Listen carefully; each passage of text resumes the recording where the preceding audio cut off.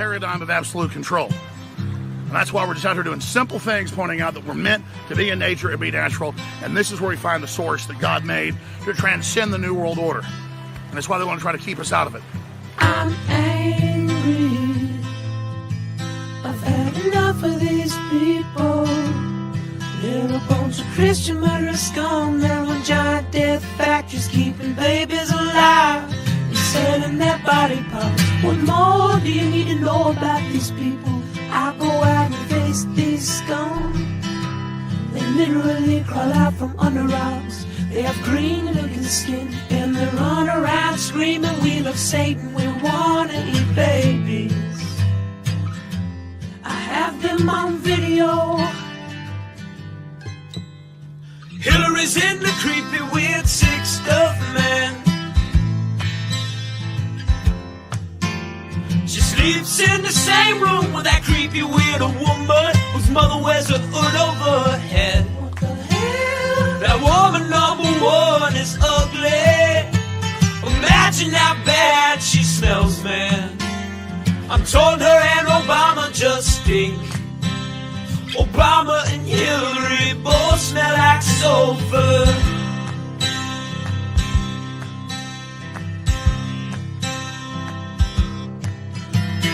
Near the roof, vampire pot belly goblins are hobbling round, coming after us. My spirit gets close to that evil and I feel it go.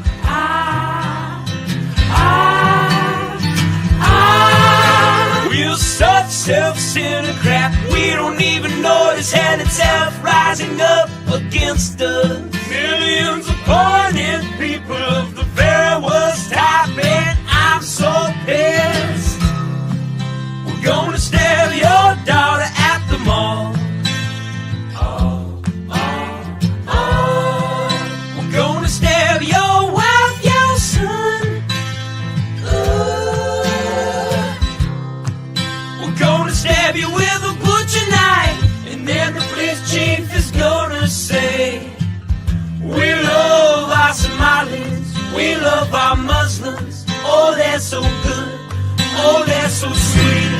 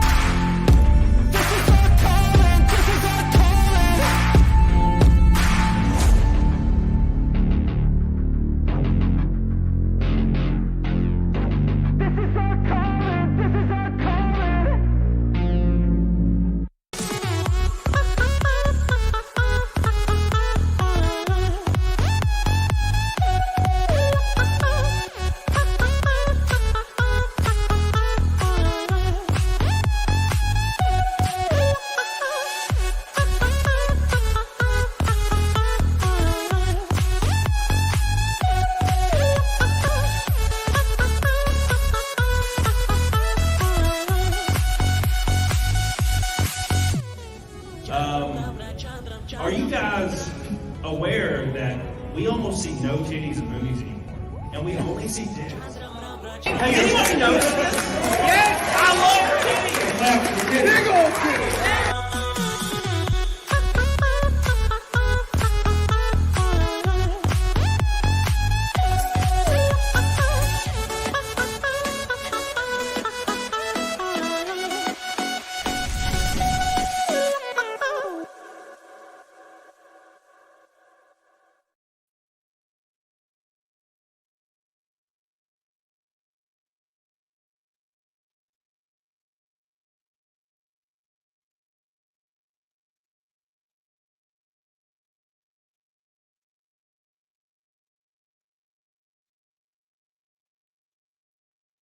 Hey, look at that.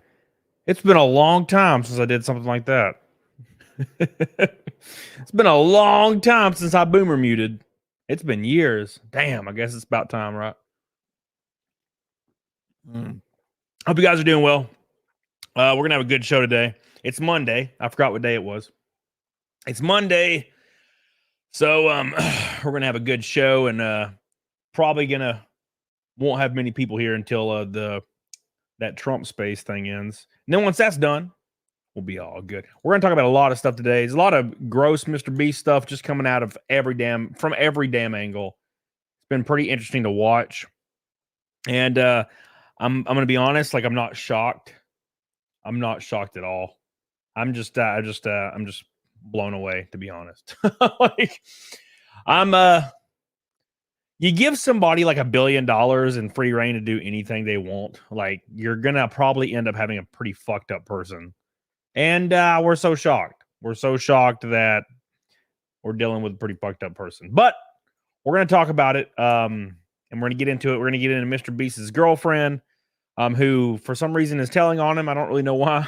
She's doing it with good intentions. She's trying to defend him, but accidentally telling on him. I don't know why she's talking, to be honest. Then we're going to talk about Amazon's deal with Mr. Beast, which I don't understand why they thought that was a good idea. And then we're going to talk about Boogie. We're going to talk about Boogie. I'm excited about that. So it's going to be fun. It's going to be fun. Yeah, did you guys know Jake the Viking? They like flew out like an underage kid to go hang out with him in Delaware. Oh my God. Jesus Christ, guys. Can you guys just not hang out with children?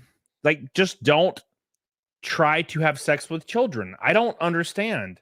Why is this such a controversial take? Just stop having sex with children, or stop attempting to have sex with children. I just don't get it. God, you think that would be like the easiest thing to avoid. But at any rate, we're going to talk about all that and more. Real quick, we're up against the 336 naked snake in a row. Rabbit in the hole. Says 2 for the Goomba. Nah, boys. Thank you, baby. Trucker Dan, member for 5 months. Thank you, man. Says what's up.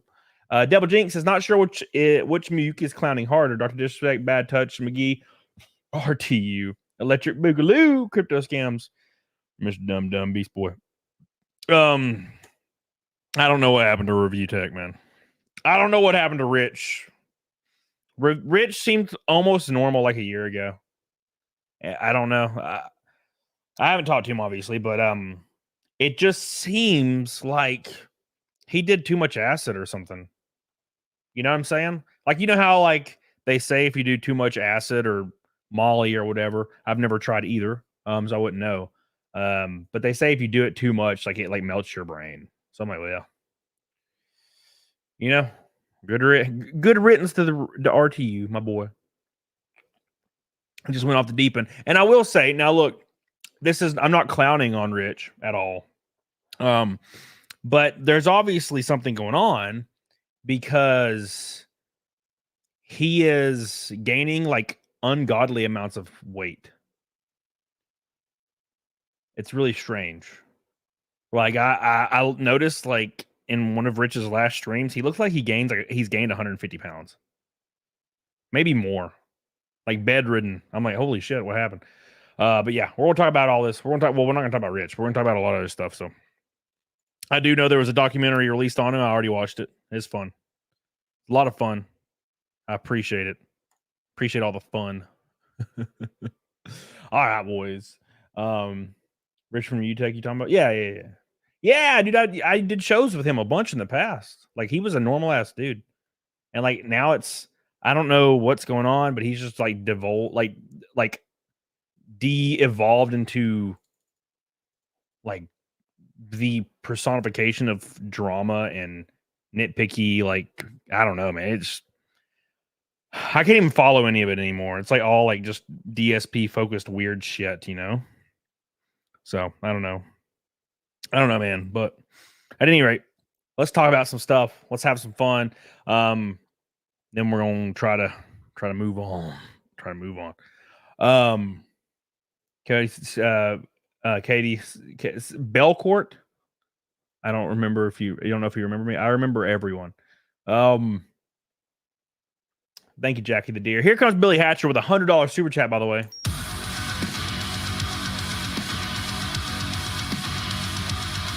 Thank you so much, Billy. I appreciate you. I love you. 2024 is a hell of a wild year. First it was Dick, then Boogie, then Mr. Beast, and now Rich. Who's next on the list? Man, I don't know.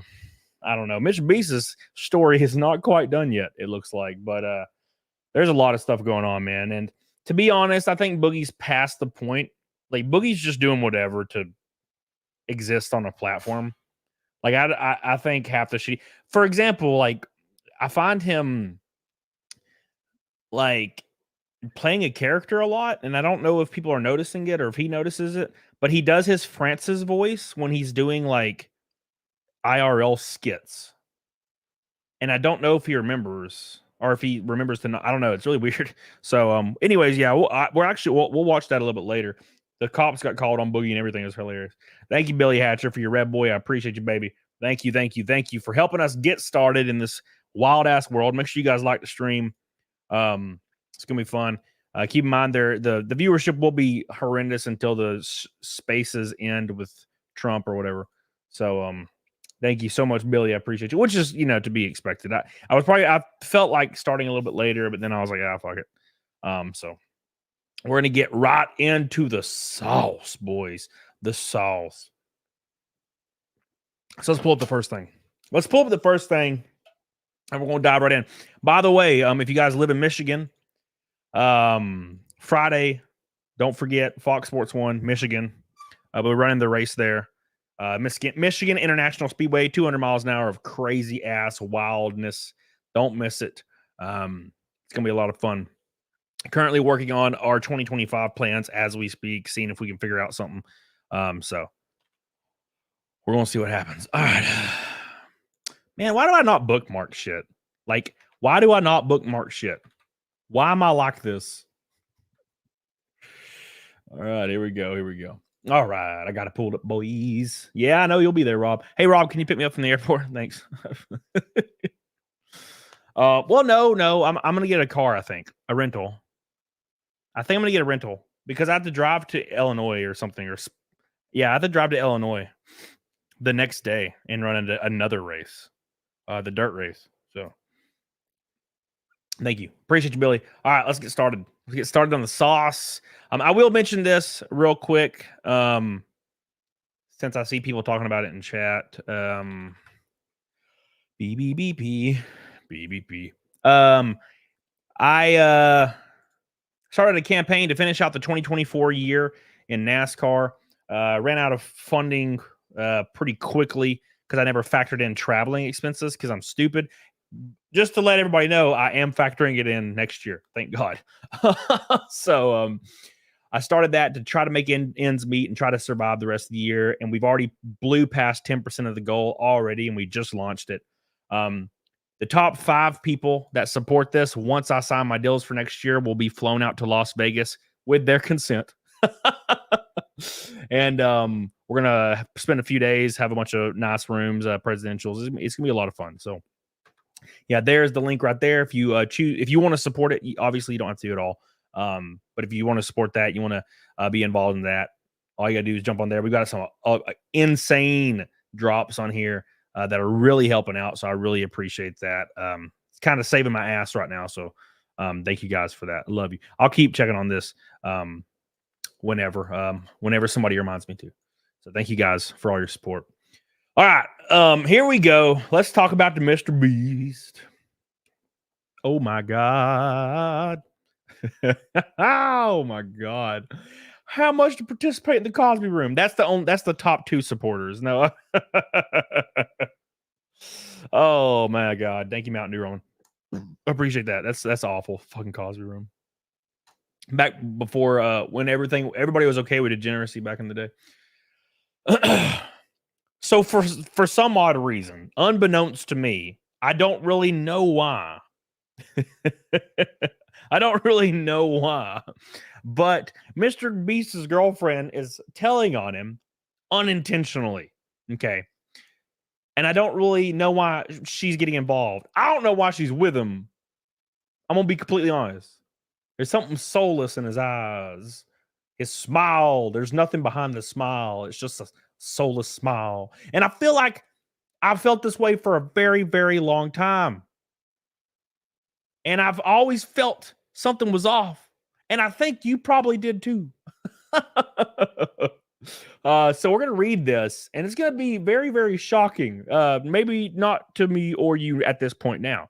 But it was shocking last week when this was all starting to really get crazy. But anyways, Mr. Beast's girlfriend has made a statement. So let's get right into the sauce. Make sure you subscribe, by the way. What are you doing? Everybody watching, subscribe. This is my life you're playing with. I hope you know that. Look at this right here, man. All right, so let's jump right into the sauce, boys. So Mr. Beast, look at the soulless eyes. What's going on here? What is this soullessness?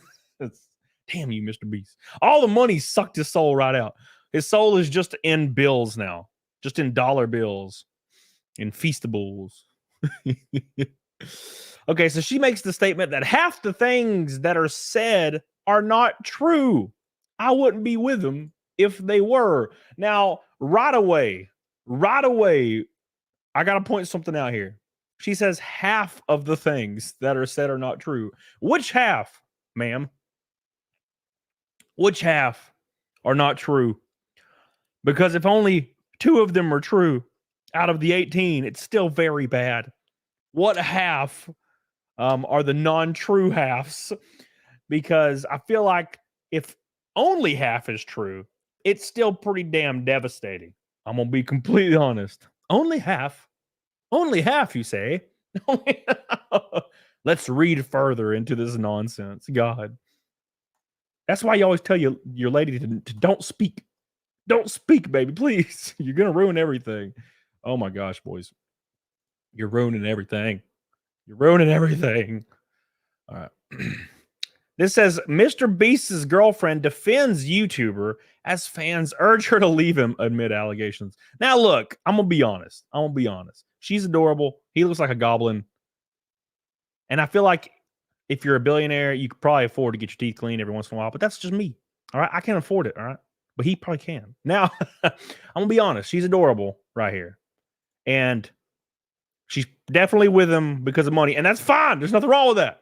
If I had $1 billion, I would have like 9 girlfriends. And they would all be 10 out of 10s, baby. You know what I'm saying? Obviously. What are you trying to prove here? I know you guys watching right now are like, oh, no, man. I only need one woman that's average looking. You're a liar and you're a fiend. Unsubscribe right now. And then resubscribe as punishment for your misdeeds. I'd have 11 girlfriends from different countries. It's like a buffet, man. Okay? Look, I'm saying what everybody's thinking.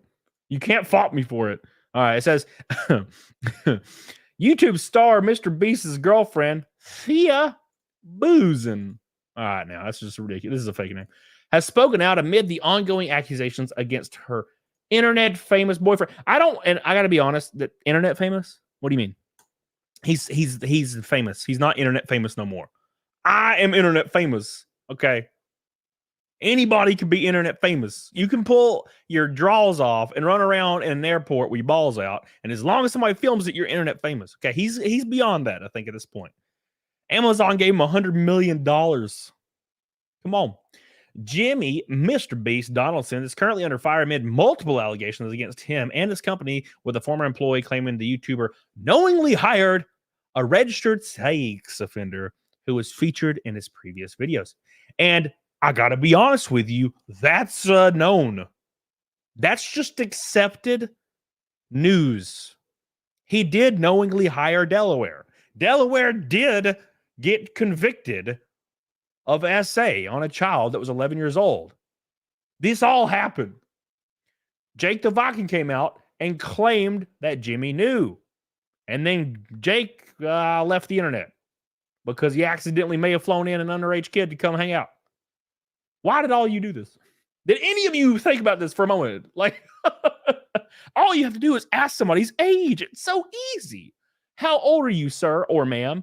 Oh, 12. Never mind. You're not allowed at the Mr. Beast compound. See how easy that was? I'll do it right now.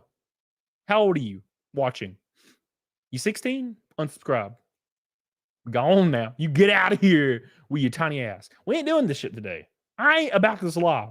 Do I look like somebody that's going to lose everything? Yes, but not for that reason. No, it's because I have terrible spending habits. Combined with the prior backlash against his former collaborator, Ava Chris Tyson, Mr. Beast is under the proverbial microscope of the internet, and fans are begging his girlfriend to reconsider. They just trying to get a piece. They're just trying to get a piece. Look, they're trying to get a piece. I got to be completely honest. Please break up with Mr. Beast so I can get your number, baby. That's what they're trying to do. I mean, she's adorable. That's fine. You know, ain't nothing wrong with that. That's called the long game. Is what that's called. Mr. Beast's current girlfriend is a South African influencer, Thea Boozin, who boasts her own YouTube channel with 37,000 subscribers. Well, you do using the word boast very loosely there. Damn, oh shit. Oh my God. Hey, wait, hold on. How the hell she ain't at 1 billion subscribers yet? If I was dating Mr. Beast, my requirement for taking my drawers off around him is you got to shout out my channel every day. That would be a no-brainer. What is he doing? Come on, get her to 100K in like 1 minute. Although her content mostly focuses on Disney's Lorcana card game, never mind. Never mind. Scratch what I just said. Several commenters have been making mention of their current controversy around her boyfriend. On August 10th, one viewer wrote out a comment in Afrikaans begging her to break up with her. As a fellow South African, they said, and an admirer of your intelligence, okay, and good nature, please get away from the beast. The beast. The beast. Oh my God, it's getting scarier, bro.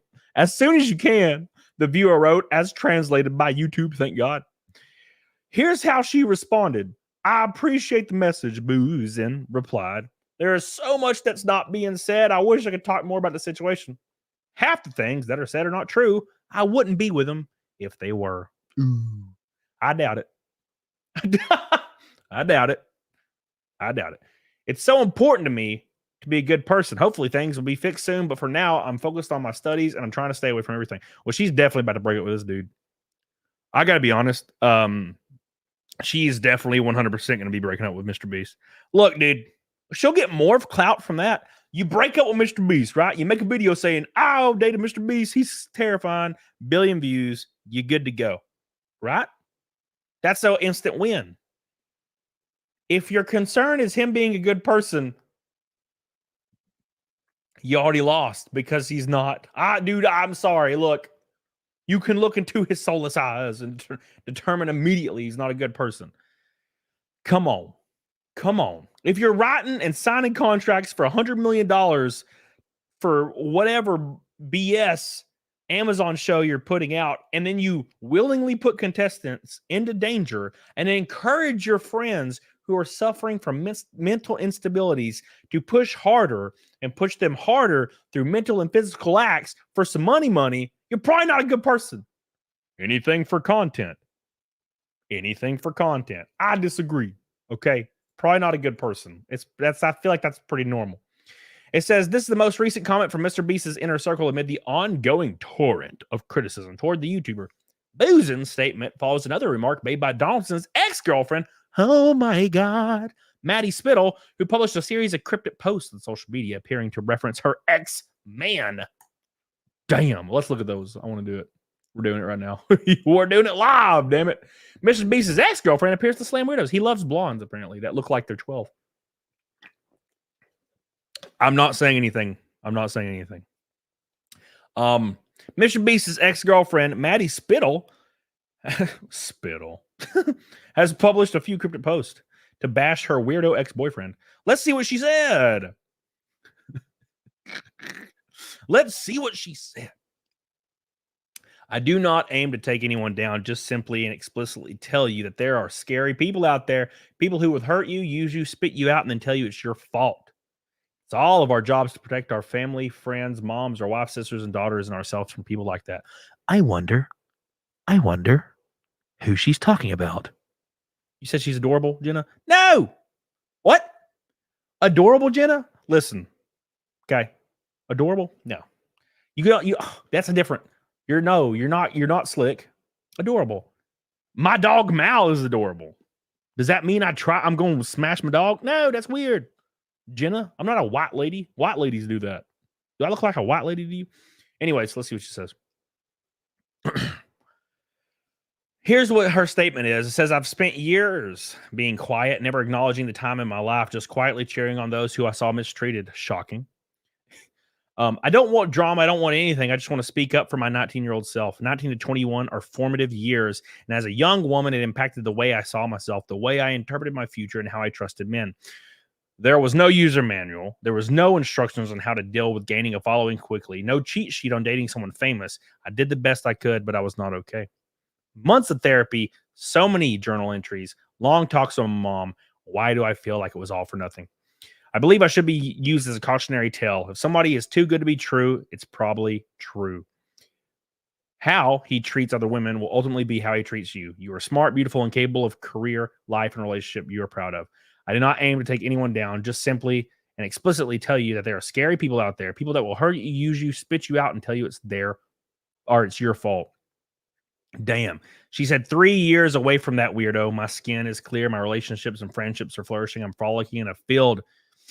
Damn.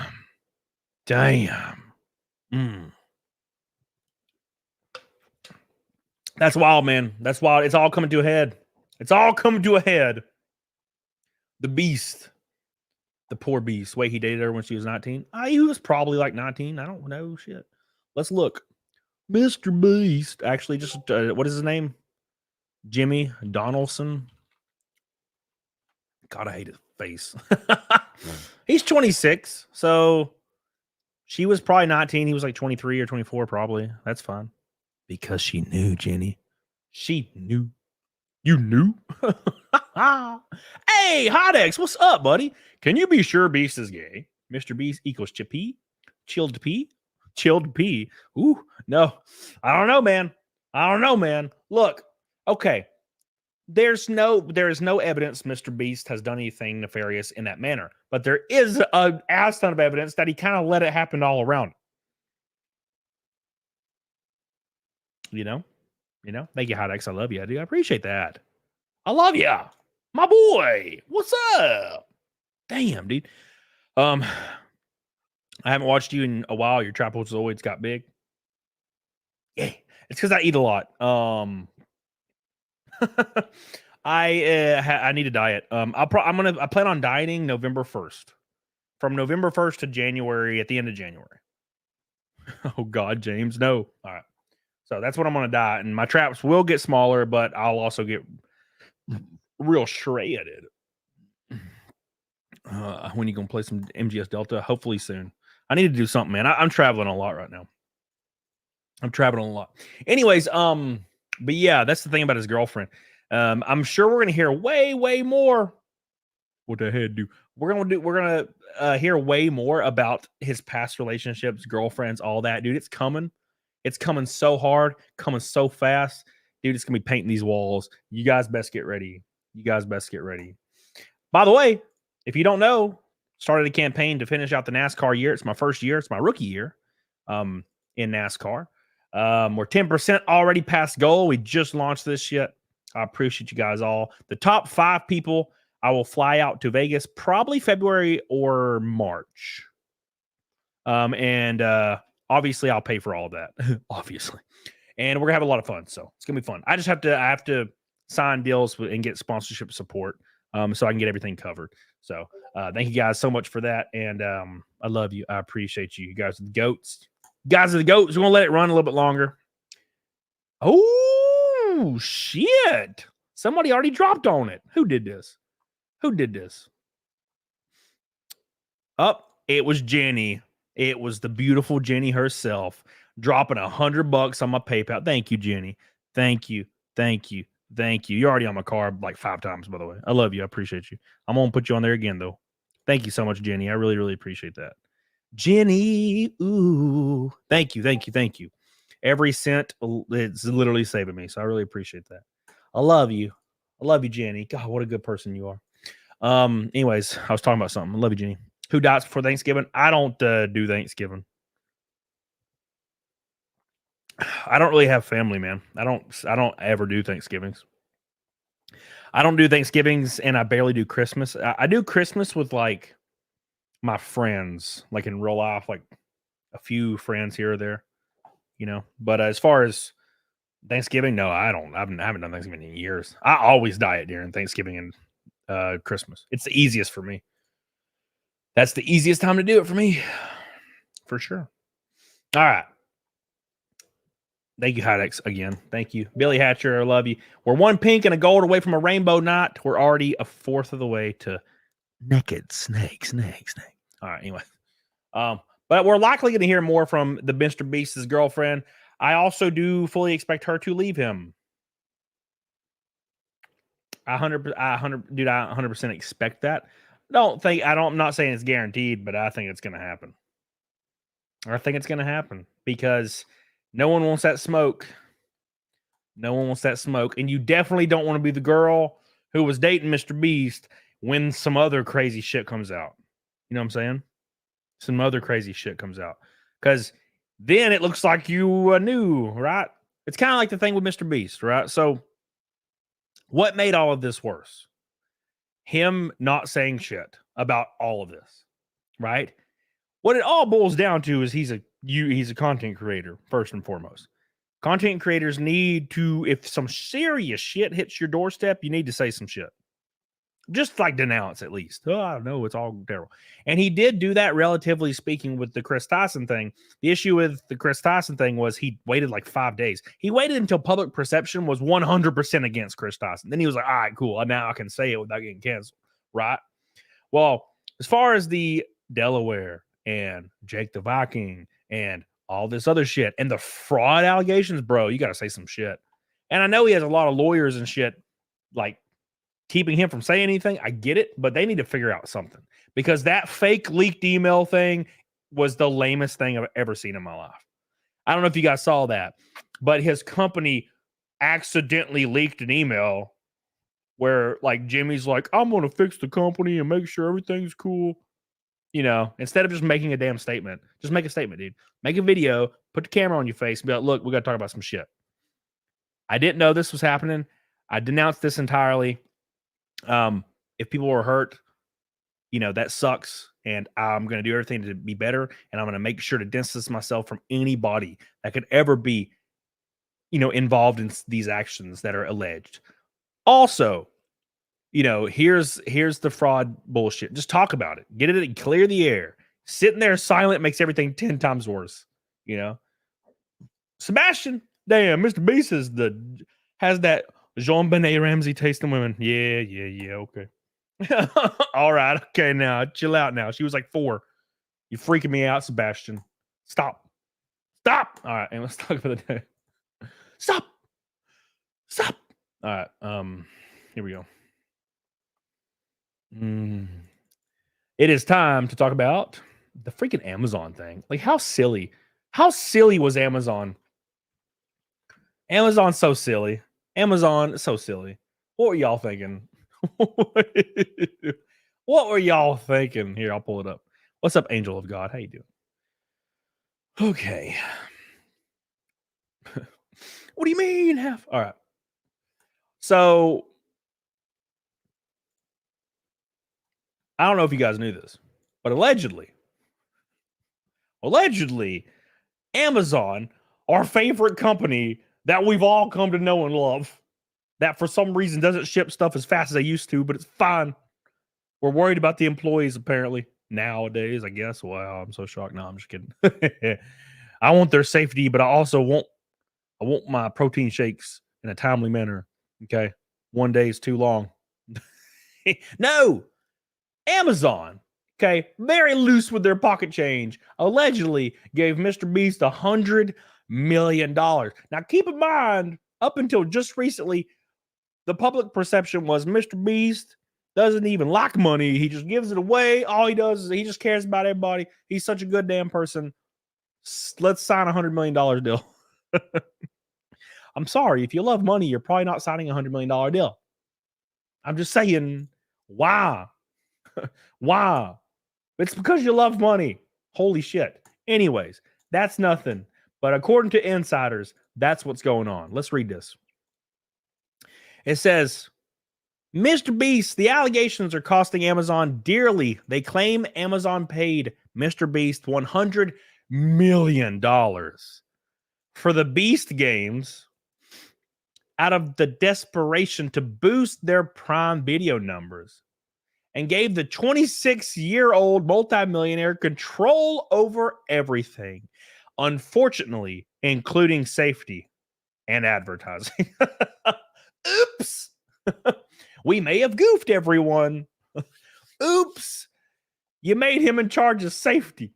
Well, guess what?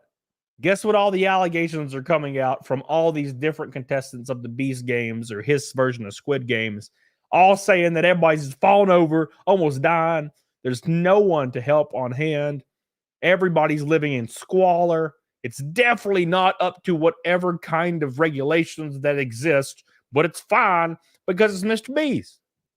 This weird common misconception that I don't know if Mr. Beast or his team has ever thought about, but you still have to follow the rules. So he was like, oh, dude, it's fine. I can run fake lotteries and advertise it to children. It's totally fine. I can even make a candy company and also advertise it to children and give them lottery tickets inside the candy. Plot twist, they claim that it's, it's supposed to be for adults. Yeah, okay. Now he's launching little collectible figurines. It's definitely not for children. I promise you, it's totally for adults, totally not for kids. Please buy it, Sonny. Hello, fellow children. Please buy our product. I mean, adults for sure. No, it's all good. Insiders claim that advertisers are not lining up to back the show due to controversy.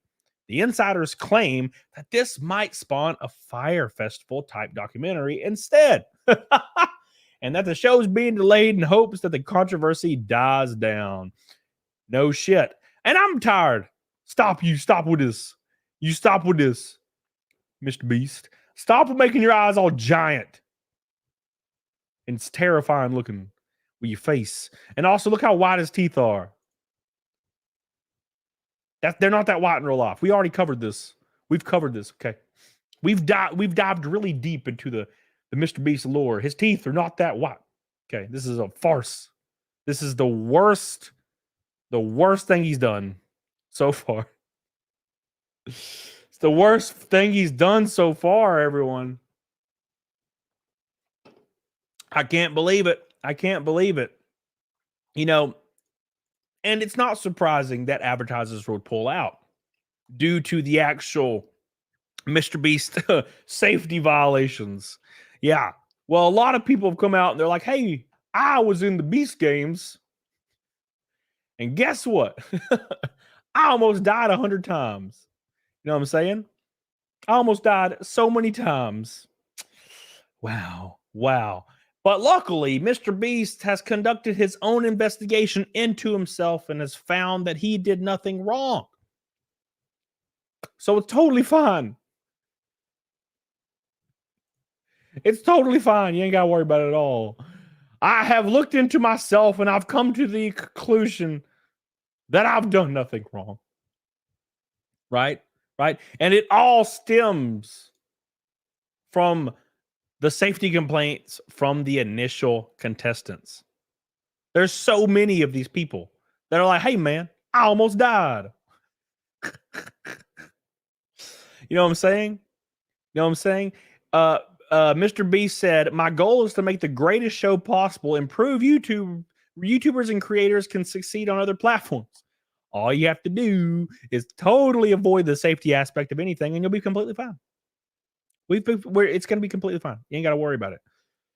You know, this guy, Scott Leopold, he said he thought he was competing in the actual Beast games, not a precursor to the show. He said he felt deceived about his chances of winning and that the competition in Las Vegas would not stream on Amazon Prime. Damn. An apology would go a long way. Yeah, I doubt it. I doubt it, y'all. On the Nancy Libby, who's a Navy veteran from California, said that she was one of the last people eliminated and told AP that she applied after seeing a casting call on Facebook. Her daughters watch Mr. Beast videos. Really? That's weird. I thought his content was for adults only. She said, and she had already planned to take off work anyway, onset conditions met her expectations. Libby said she was instructed by recruiters beforehand to watch previous Mr. Beast challenge to gain some understanding. She was unsurprised by the meals of oatmeal and nights spent sleeping on the floor. Libby said crowd control was an issue at times and that more staffing could help. Sometimes when you run things that are first of their kind, things come up that you can't foresee. Well, that's a good excuse, I guess. Since it's the first time Mr. Beast had ever done a thing, you don't have to worry about it. It's all good, baby. You ain't got to worry about it. It's the first time he's done it. You're not supposed to be safe. Okay, you're supposed to be completely at the mercy of nature. Oh my gosh, it's pretty funny to be honest. I'm enjoying it. I'm enjoying this this whole situation way too much. Jesus. Whew. Sorry guys, I'm scrolling a little bit. Just scrolling a little bit.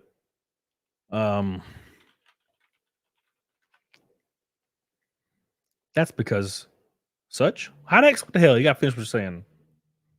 His internal affairs team cleaned it up for him. Shocking. What's up, Nat Glue? Can you believe it? Can you believe it? Oh no. Oh no. Oh no, no, no, no, no. Mr. Beast contestants say they haven't received adequate food or medical care. No shit. Can't believe it. I'm so shocked right now. I'm so shocked. We've already heard this story before with the last guy that was on Dogpack's video where he was claiming that he couldn't sleep and they just left the lights on and then they made him run on a treadmill for like hours or something. It's like, oh, I can't believe it. I'm so shocked. Oh my gosh.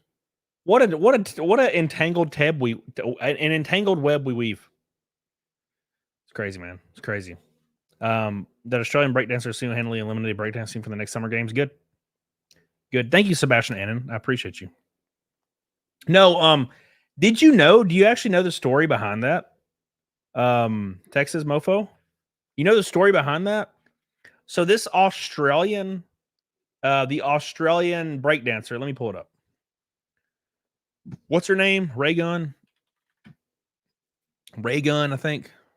What's up, Vesper? Oh, Raygun. Oh my God, I can't even with this shit right now. No, stop. I just keep seeing clips of Raygun and it kills me. It just kills me, man. Where is the actual let's just type this in. So it was a farce. It was all bullshit. What's up, Lando? Here we go. Okay.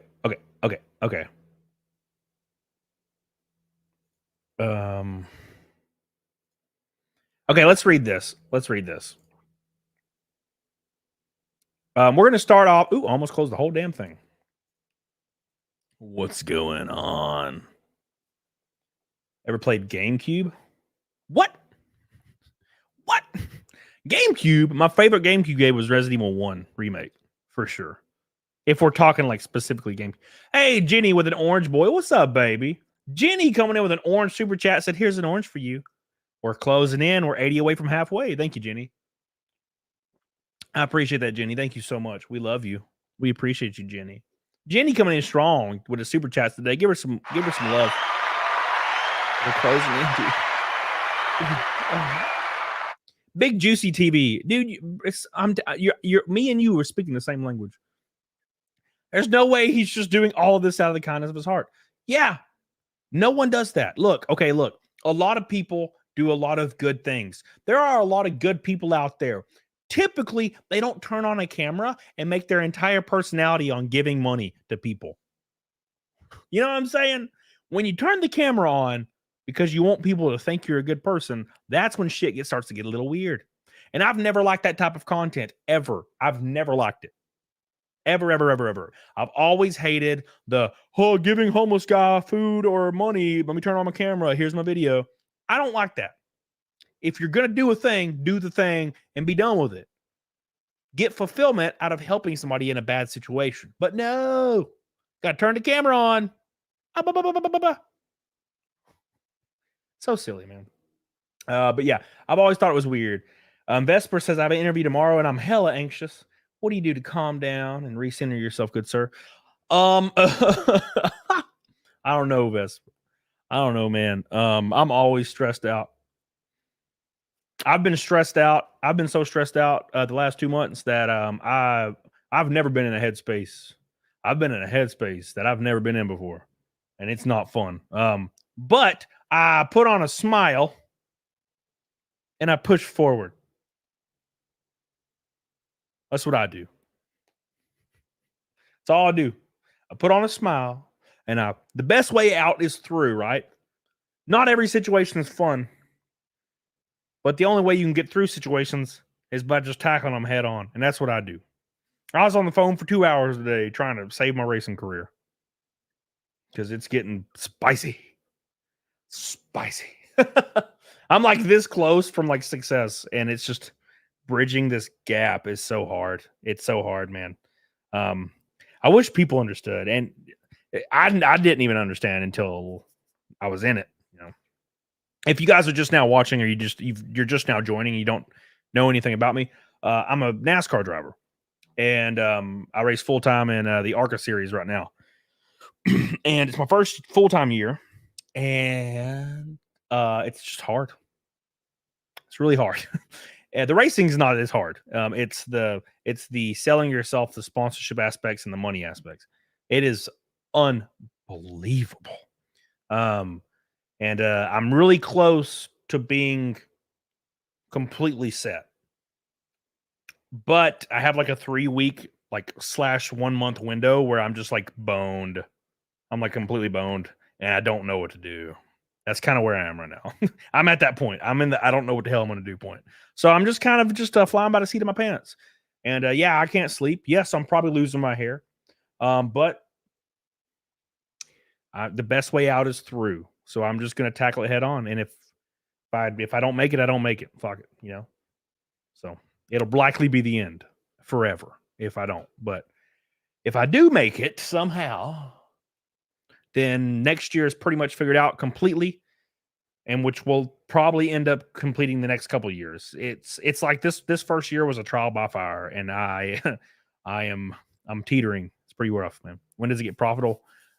Next year would be when it gets slightly profitable. I just didn't know what to expect this year, Thank you, Vesper. I appreciate that.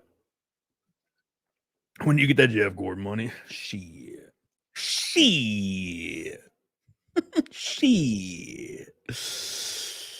Why don't you contact JG Wentworth? I'm gonna try, baby. I'm gonna try. But if you want to support me getting there, I started a campaign. It's right here. The top to show my appreciation for these people. This is to bridge the gap until I get to my next deals next year and I run full time. So I'm going to pay these people back in a way where I'm going to fly the top 5 people out on this campaign and we're going to hang out in Vegas and I'm going to pay for everything. So it's going to be really, really, really cool. So thanks for everybody that's supported so far. You guys are insane. I love you and I appreciate you. So get the hell on it, doggone it. We've already 10% the goal, and we just launched it. And if we can get almost halfway to this fulfilled, I will likely be good and survive until 2024, and then we'll see what happens. Or 2025, sorry. So when did the pre-order start for the diecast? I'll let you know. Who else want to make diecast for the real cars diecast? I'm trying, baby. I'm trying. But yeah. Anyways, thank you guys for that. We'll keep an eye on that.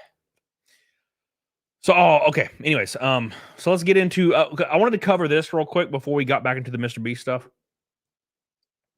I just still can't believe Amazon gave him $100 million. That's crazy to me. What the hell were you thinking, Amazon? Amazon gives Mr. Beast $100 million and full creative and safety control, which was a mistake in retrospect, all to bring in a creator that his average age of viewership is probably 9 years old. If you remove the fake adult accounts with fake, like, actual ages, it's probably 9 to 11 years old that watches Mr. Beast. Let's be honest. When's the last time you turned on a Mr. Beast video and didn't want to die immediately? Dude, I can't even fathom that shit. That's like when my friends turn on like brain rot music that's like new. And I'm like, how the shitballs do you listen to this bullshit? Now, when's the last time any of you in the chat turned on a Mr. Beast video? It's like an explosion noise and it zooms in. It's like, today we're taking 100 people, a circle, $500,000. It's like, I'm like literally like about to have a freaking panic attack when I turn that shit on. I can't fucking do it. But it's engineered that way because children need that. Children need that. Millions of dollars, Ferrari, survival, Squid Games. You know, they need that shit. Kids have to have that. Like, you know what I'm saying? They gotta have it, man. They gotta have it. So, yeah, I don't know why Amazon thought little kids were gonna come to the Amazon platform and be like, wee. Like, what? What were you thinking? Now, Amazon probably thought they could get some like toys, like toy companies spending ad revenue. Maybe, I guess. But anyways, I want to cover this. I want to cover this thing because I was thinking about this today. If you watch the Olympics, and I feel for you if you did, all right, the only Olympics I watch is the volleyball. Okay, for obvious reasons. Okay, look, I'm not a good man.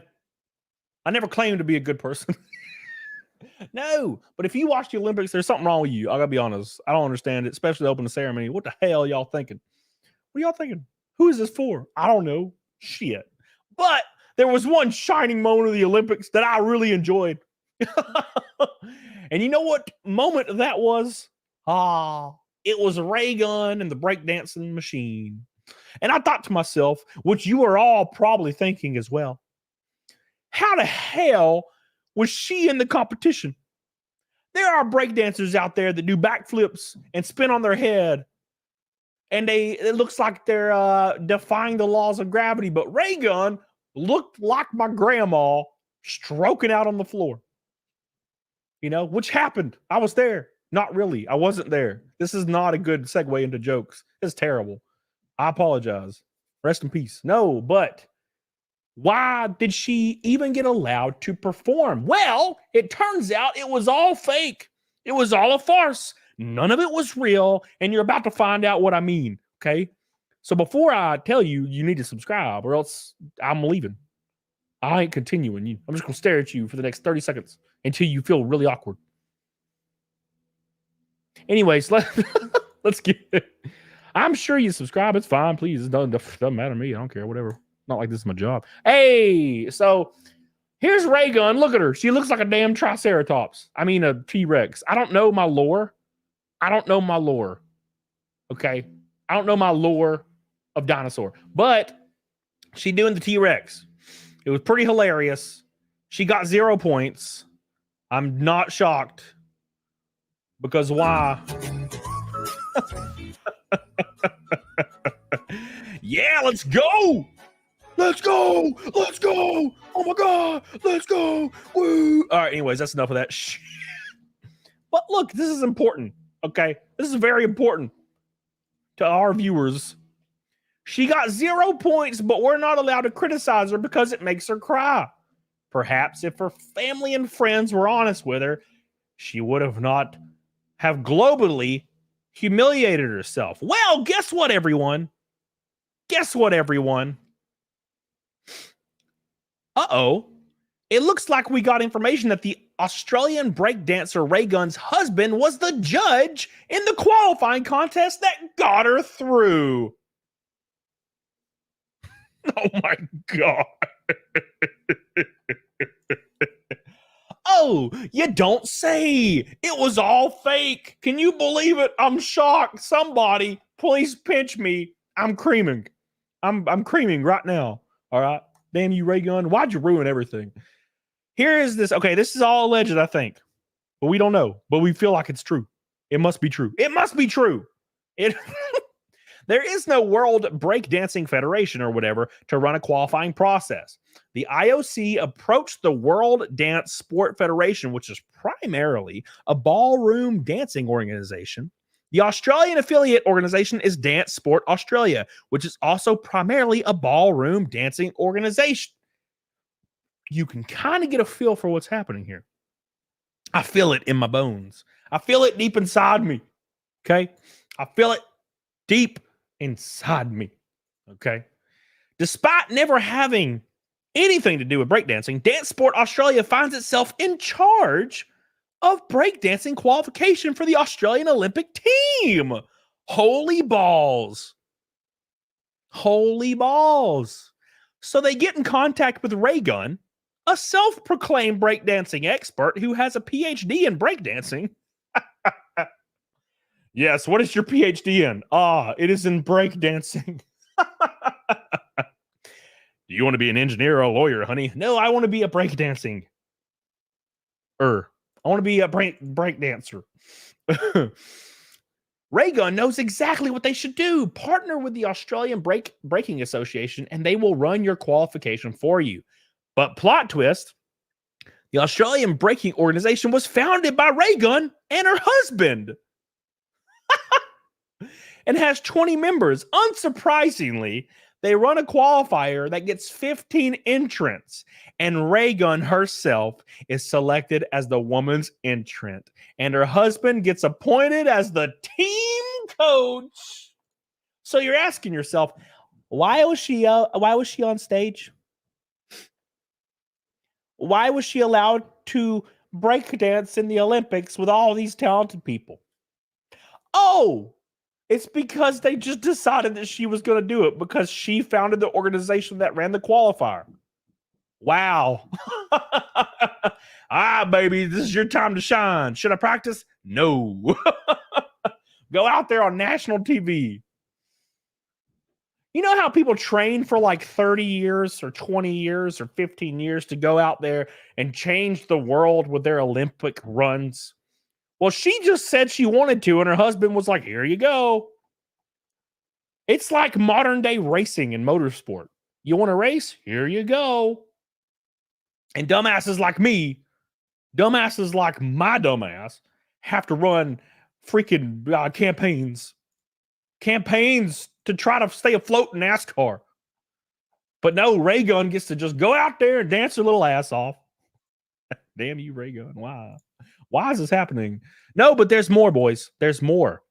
It's far more complicated than they should have entered. And the whole story is why this thing is completely a farce. When a sport enters the Olympics, it is organized and overseen by that sport's governing body as selected by the IOC. In the case of breaking, there isn't really a governing body. So how did it get in the Olympics? Uh-oh. The answer is the World Dance Sport Federation. They are a governing body that runs international ballroom competitions in several countries. They wanted ballroom dancing in the Olympics. The IOC, however, rejected the idea of ballroom dancing. They wanted something targeted towards the youth. Hello, fellow children that break dance in 2024. So the WDSF pivoted the pitch to breakdancing. Somehow they managed to convince the Paris officials and the IOC to allow them to run breakdancing for the Olympics, despite the fact they were not a governing body for breakdancing. Can you believe it? I can't believe it. The end result of all these politics is that to qualify for the Olympics, you have to be a member of Dance Sport Federation. Australia has a Dance Sport Federation, which of course was not involved in breakdancing at all. Shocking.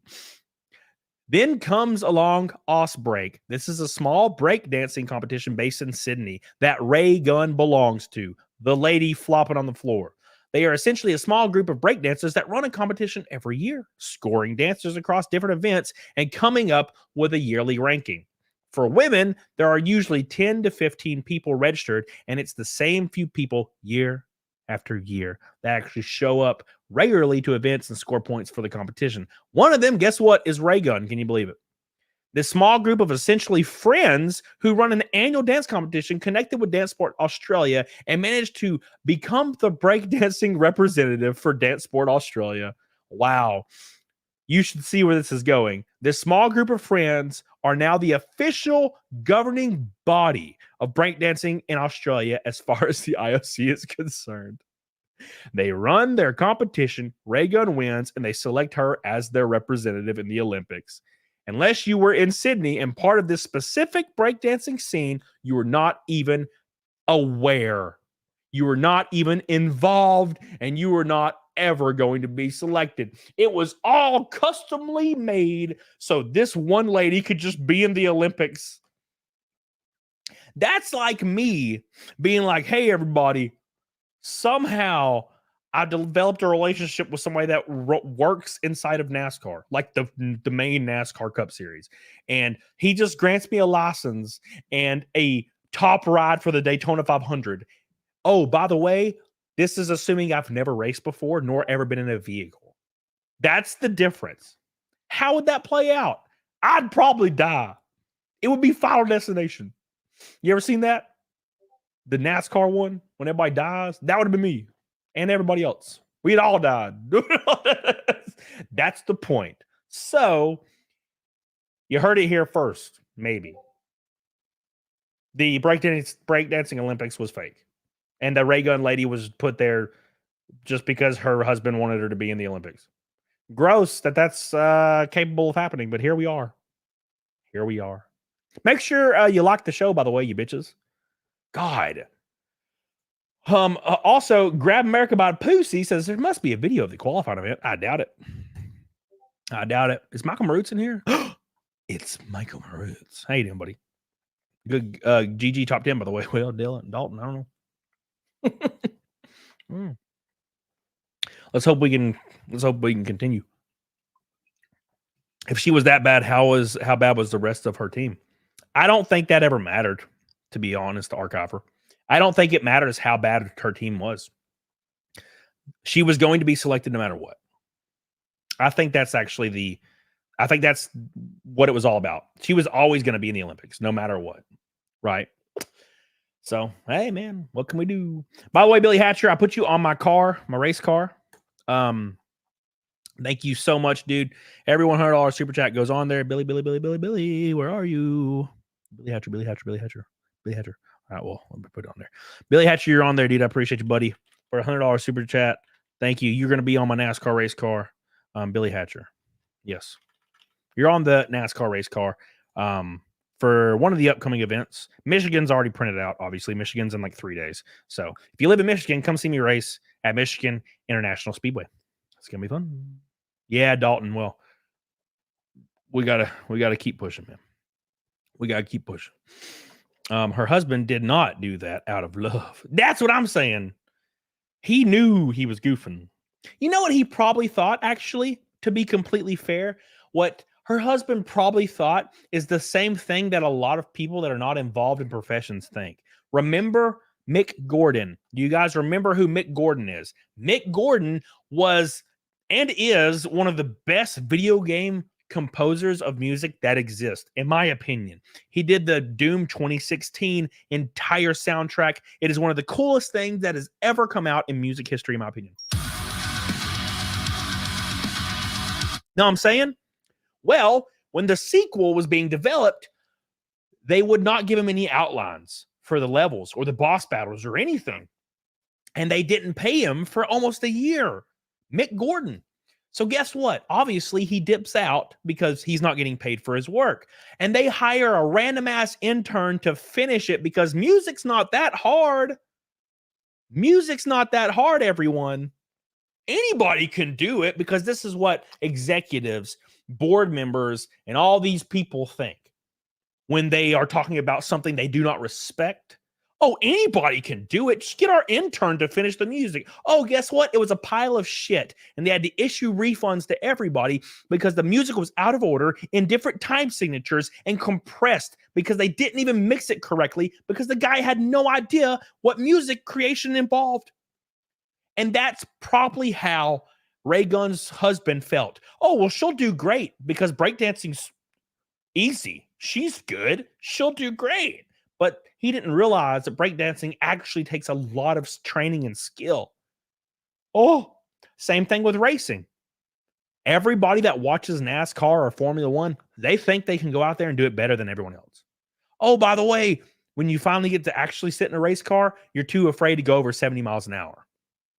It happens to everyone. First time I ever got in a race car, I was getting lapped. I got black flagged for going too slow. And I was like, I feel like I'm going fast, but everybody else is going so much faster, right? But now I understand, right? Now I put the damn thing to the floor and I throw it into the corners on the edge of control. You know what I'm saying? So that's the thing. Just put a limiter on it, Richard. It's fine. Ballard says, just imagine humiliating yourself on a global scale. Well, that's what she did. That's what she did, man. It's over, bro. It is over. Rest in peace, Raygun. Rest in peace, Raygun. Yeah, well, I'm excited to see how the Mrbeast deal plays out. This Mrbeast stuff is insane. What if you have a steering wheel set up for your video game? That makes you a professional, actually. I actually heard that makes you a professional. If you have a steering wheel set up, you're basically a real race car driver. Trust me, there's a reason I don't play iRacing. And it's because I can't stand people on iRacing. Holy shit. I can't, like, as an actual professional, like, race car driver in real life, it's so hard to play iRacing and take it seriously. Especially with the people on there. There should not be a voice chat option. I gotta be honest. There should not be a voice chat option for fucking iRacing. These people they like have an I rating of 3,100 and they think they're like professional, like Kyle Larson. And if they actually got into a real car, they'd either A, wreck it, or B, be 8 seconds off the pace at a short track. It's not the same thing. It's not even in the same realm at all. It's crazy.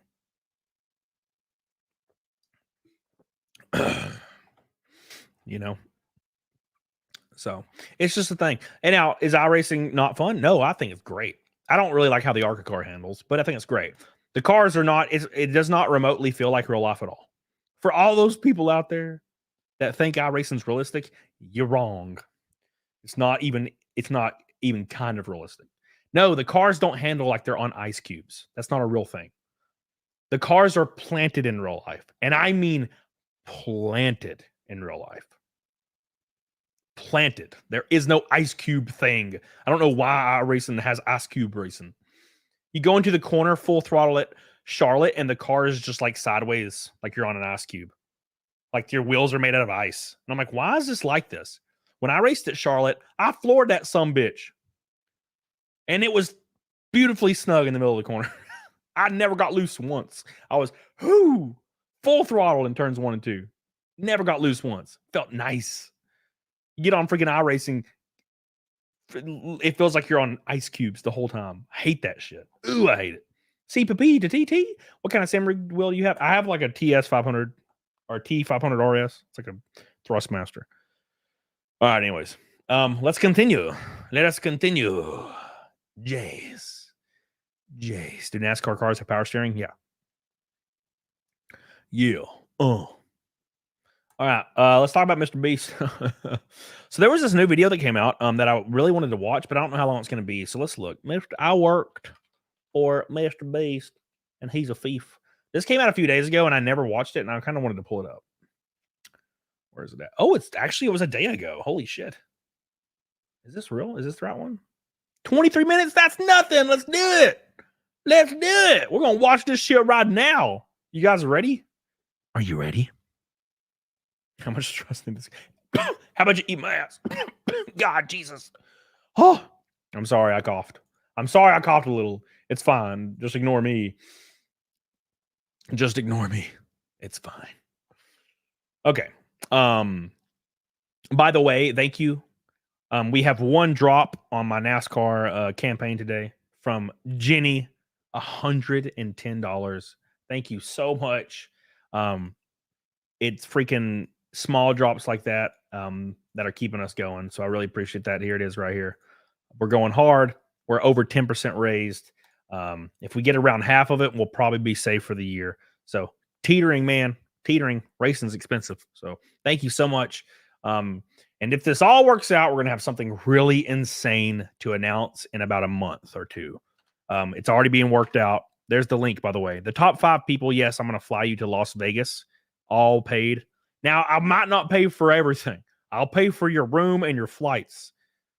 I'm probably not going to pay for you to get like 18 cheesecakes delivered to your room. I'm just letting you know, you fucking fats. I'm just letting you know, if you thinking you're coming to Las Vegas and I'm going to get you 10 cheesecakes, it's probably not going to happen. I might buy you 1 cheesecake, okay? 1 cheesecake is all you get. And of course, we'll go out to dinner and I'll pay for the dinner. But I'm not getting you cheesecake delivered to your room at 3 a.m., okay? You're going to have to calm down a little bit. This isn't all calories paid for, okay? This is reasonable calories paid for. Richard says, bro, 10 cheesecakes is the entire experience. Were you there, Richard? You were there, weren't you? You were there when we did the 10 cheesecakes, weren't you? Richard's a very long time supporter of my show. We've done a lot of these kind of things. We were in Vegas a couple years ago and we got like 10 freaking... We got like 10. No, not that one. Shit. Well, Ballard was there. Dude, I ate a... Oh my God, dude, I was tripping ball. I ate a whole cheesecake and like was freaking out. It was crazy. I loved it. You get me a bottle of whiskey legal. I will buy you a bottle of whiskey if you're one of the top 5 supporters. But also, I got to see how much it is for you to fly to Korea to Vegas. Because if it's more than like $3,000, I don't know if I'm gonna do it. K to the Swiss, my boy. We're gonna watch this video and we're gonna commentate. Okay. Thank you, K to the Swiss. I love you. We pay for my hookers and blow. 1 hooker, 1 blow. And it's not both, it's either or. I think we're going to Vegas in March. Really? Ibron Designs. I get to peel my drawers off. I'm excited. I mean, shit. I get to hang out with y'all. That's a joke, by the way. It's a joke. Okay. It's a joke. All right. Dalton says, you don't know how far you go until you push it to the edge. You have to be comfortable being uncomfortable if you want to win Tri-Sport. Yeah. That's free. See, you can tell he's raced before. You can't. Now, look, granted, I was on the edge of control at Elko. Dude, I was on the edge of control, and we were running so good, and then I spun into the pits. Thank you, Dalton. I appreciate you. Dude, we're closing in. Will we make Naked Snake? A couple red boys, and we're there, boys. Thank you, Diecast. I'll see you guys. I'll see you Friday, Diecast Driven. All right. My happy ass is going to fly out there regardless. I have plane tickets. Going to be there. All right, let's watch this, guys. Did we hit Naked Snake? No, we're almost halfway through. Helena says, it's my birthday and I'm sick as hell. Well, I love you. Happy birthday. How old are you now? 58? 54? No, you're how old are you again? Fuck, I don't remember now. You're in there somewhere. Happy birthday to you. Why do you get COVID so much? Damn, girl. I know you got about 8 vaccines and you're still getting COVID. Jesus, I got 0 of them bitches and I never get it. It's them weak genes. Happy birthday, Helena. We love you. We love you even though you believe differently than us. Just letting you know. Your opinions are wrong. No matter what they are. Okay, whatever. This is the second time, Helena says. I doubt it. Oh, I doubt it. Let's pull this up. Pull it up, Judge Jamie. We're gonna pull up this Mrbeast. I've been wanting to watch this, and I just haven't found the right time. I didn't get my boosters. Oh, Helena, you're supposed to be a good little boy. You can get your boosters. You didn't get your booster. How will Pfizer ever recover? All right, here we go. Let's watch it. We're gonna watch this. We're gonna commentate it. Oh, by the way, I'll have like a video or two coming out every day from here on out. Papa's got to eat. What's up? Make sure you share my shit. Make sure you subscribe if you're not. Okay. All right. Missed my $5 super CPPPP. Oh, it says message deleted by Mick Stellar. What'd you do, Mick? I can't even read his message. Where is it? Oh, here it is. Oh, it's still on here. What is this? Moza R9, night and day. Moza R9, night and day. Is that a gun? Oh, it was an accident. Mick, you're fired, Mick. Here's $5 stories a better will. What? Come on now. Come on now. Come on now. Mick Stellar says, this is my fat fingers. I'm sorry. I didn't know you were fat. You're no longer invited to anything. We don't let the fats in. Okay. No fats. If you end up being the top supporter on my PayPal, but you are above 487 pounds, that's the drop. You can't come. You know, that's a joke, by the way. I don't mind the fats. I used to be one of y'all. We're in this together, by the way. I know that a lot of you guys in here probably are not subscribed to me, and you're not used to this. I'm sorry. I'm sorry. This is how my streams are. It's a joke. Fat shaming's funny. I used to be mortally obese. So the way I cope is I make fun of everyone, including myself, for being fat. Right? I am currently fat. Look how fat I look. I'm a fat man. Okay? Ain't nothing wrong with fats. Don't be angry, angel of God. Okay? Look, don't be a bigot towards the fats today. Legal bosses. Barely made it. My beautiful dark twisted. Oh, I can't even read your name. How could you? I can't even read your damn name. What is this? I've been suffering 4 years now. Not used to it. Well, you know it is. Shut up, Carrie. Shut up, Carrie. You literally sent me ass pics 2 days ago. Don't act like you don't love me. All right, here we go. To say is 100% true, and if at any point I say anything that may be controversial, suspect, or too good to be true, and I don't have the evidence to back it up, then call me a liar, but I guarantee you that won't happen. Ever since I was a young kid, I always wanted to be famous, and it wasn't until 2018 of November. You know what? Let's stop it already. Children out there that are watching, if you're watching my channel, stop. That's weird.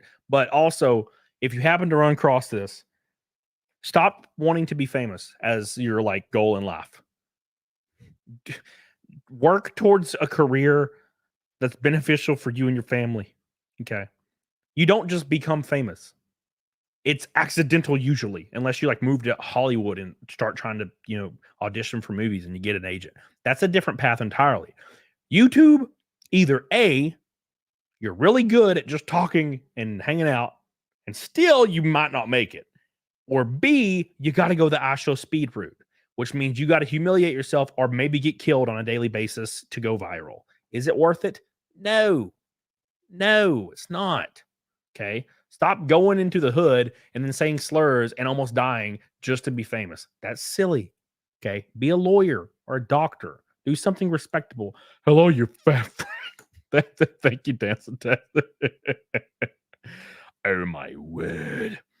Razorholic says, please react to I work for Freddy Fazbear's a fraud. All right, I will. Remind me. DM me on Twitter, man. Okay, here we go. November that I knew that I wanted to be a YouTuber. Sadly, it took me 4 years to realize that I actually suck. I'm really bad. I'm super cringe. And don't worry, because I am aware of this. But I know one thing, and that one thing is I'm good at editing, and I'm great at creating ideas for others. I was meant to be off camera rather than on, and I'm okay. Well, I did fire my editor recently, so I need a new one. But not until next year. Not Ginger, though. Ginger's terrible. I'm done with him. Are you in here, Ginger? You suck. With that. What I'm not okay with is being taken advantage of. I was lied to, manipulated, and thrown away like a piece of garbage. Honestly, though, sometimes I kind of think that this was pretty genius. Like, how could a person so high in status be challenged by a person like me? It's like me going to Elon Musk and saying, well, he did this and he did that, and no one would ever believe me because I'm literally just a nobody. So I have Chris Tyson to thank for allowing me to have this platform to tell my truth. February 2nd, 2024, I went snowboarding like I normally do, and I got an email in which I thought was a scam. I mean, for real, look at this. Even you would think the same thing if you got a random email saying, MrBeast follow-up. When you didn't even remember reaching out in the first place. Whether that's true or not, I certainly don't remember reaching out to him. In my line of work, I work for big name YouTubers, mostly in the sports niche, but it has its range. I've done videos for House of Highlights, Game Day, Zach TTG, Jesser, Papa Standamis, Not So Air Jordan, and then I currently edit for MMG. Not to mention I did do the 2022 NFL playoff commercials. So it's pretty normal to have people reach out to me because they've seen my work from other creators and all. Well, damn, he's already way more successful than he needs to be. Who cares about MrBeast? What the hell? I work for all these giant, awesome YouTubers plus NFL. Like, what? All right, now. It's fine. Okay. You made it. The other work that I've done for them. So when I got this email, I decided to give it a chance. I responded in the email and then I proceeded to post a Facebook post because I was so happy. Everything is dated, and to make sure this information is credible, it helps it set well with you. Pay attention to these days. It's not premeditated, and I obviously had no idea Chris Tyson would be such a perv, so there's no way I would make these posts in advance of like some kind of trick. I also have decided to log into my actual Facebook and show my actual email rather than screenshots, so you know that it's not photoshopped. So on February 2nd, I posted, so I got a job offer from MrBeast today. Video call on Monday. Wish your boy luck. Now, let's go into the comments because I want you guys to be definitively sure that I didn't just make this post. 26 weeks ago, all this is 26 weeks ago, and it would take a whole bunch of time to just make up all these fake people and then to go in there back and forth. Nice. So in a nutshell, before we get into all the details, Well, good. This is going well. MrBeast gave me a fake job, flew me out there to work. I worked my butt off, took all my ideas, sent me home and told me there wasn't a job available, and then proceeded to not only do that, but then to take my ideas still and then make a video. So that's what we're going to be covering here. I mean, we're talking about a billionaire here. If you know who MrBeast is, you know exactly what we're talking about. And I can hang up my editing tool set, whatever you want to call it, dude. All that stuff. I'm not even going to be editing for the guy. I'm going to be using my mata. I'm going to be making ideas for him to make videos. I swear to God, that's what my job is. It's not editing. And that's what I got from our meetings was, you know, MrBeast, Jimmy, he passes me a piece of paper that says, I blew up the world's most expensive tanks or something. And he gives me a thumbnail that has a picture of him blowing up a tank. And it's my job to make a video out of that. So that was February 8th. On February 13th is when I went to God. MrBeast sounds terrible. I mean, look, again, I got to be completely like transparent. You don't really make it that far monetarily without being like kind of a shitbag. It's just, you got to do it, you know. Dan Taz says, hey, streamer, why not play Fortnite? Isn't that how streamers be streaming? Yes. I plan on playing it never. I appreciate that, though. to the airport. The post says, Tryless. God, it's an OG night in here. What's up, baby? That's like the most OG person in here, I think. Literally. Resident Evil 7 stream in 2019. That's Tryless right there. Years of hard work has led me to this. My heart is pounding out of my chest. And as you can see, I'm flying to Raleigh-Durham, North Carolina. And after that, take a very quick look at what I posted afterwards. February 26th, nothing about MrBeast. April 19th, nothing about MrBeast. April 25th, May 3rd, May 9th, May 19th, nothing about MrBeast. And do you know why I didn't post anything about MrBeast from that time? Is because something went horribly wrong and I was way too embarrassed to tell people about it because I made so much noise, such a fuss about me going to MrBeast company, and then I just got kind of screwed over. So I didn't post a single thing about that. Now, bro, this is like me in racing. Like, God, I'm so worried about failing that that's what like kills me. This is completely unrelated to this video, but like the possibility of failing is so terrifying that I'm willing to lose my house just to succeed. It's like, it's a weird mental thing that it's hard to get past. It's why I, you know, started the freaking PayPal campaign, you know, which is going really well. You know, all things considering, but God, it's like, I'm like, you know what? I looked into HELOC loans and shit. I'm like, yeah, I could take out all the equity in my house. Like, I could lose everything. I already sold all my cars. I sold my daily driver. So, you know, but you got to do what you got to do to be successful. And I'm trying, because if I can just make it, to the negotiations for 2025, I'll be okay. You know what I'm saying? So it's been still good. KY. So how it works, KY? Just real quick before I continue, because a lot of people get confused. How it works is you do a contract and then you set the amount for the contract. And I basically did all the math in my head, and then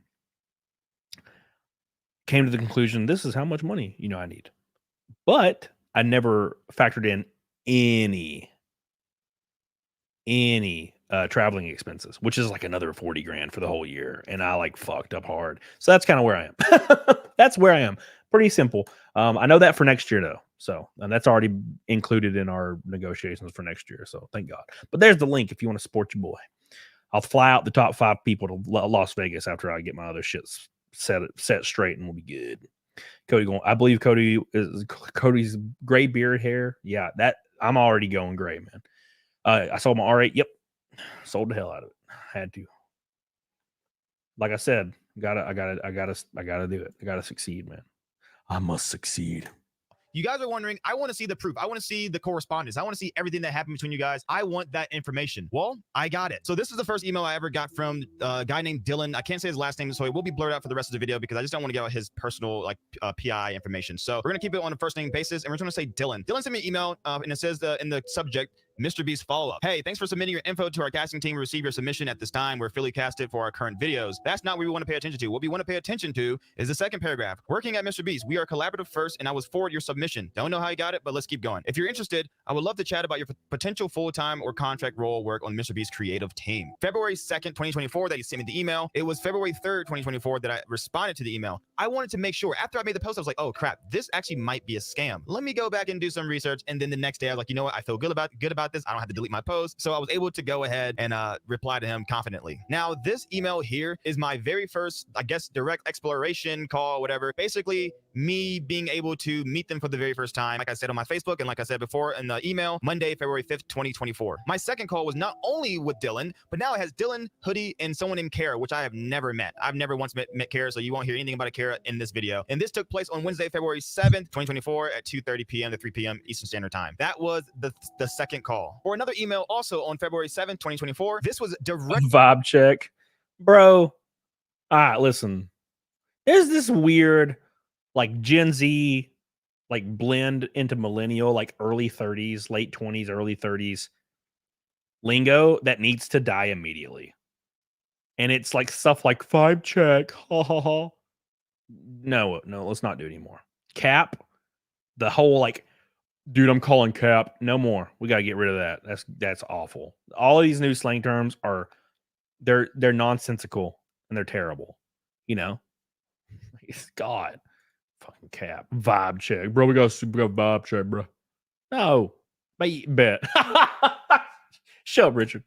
Right after the call I had with Hoodie, Dylan, and Kara. And within that conversation, they basically told me that I needed to make a prompt. And when I say prompt, let me just read the email. Hello, Ty. We'd like for you to come in for a vibe check. Vibe check means you come in for a few days to see if you're good, see if you're a good worker, see, you know, people are not going to be annoyed by you, and see if they can move further on with the hiring process. If possible, we'd like for you to come in for 3 days at some point next week. I've got a recruiting coordinator, Leslie, CC'd on this email. She will help you figure out the days which you can make it and handle your travel arrangements. Now, this is the most important email of all. What they want me to do is to do 2 video prompts. Attached, you will find 2 video prompts. Pick one that inspires you the most and document and write out how you envision it. Really let your creativity flow and assume everything is possible. So in each of these prompts, one of them is the world's most dangerous trap room and the other is 24 hours to spend $1 billion.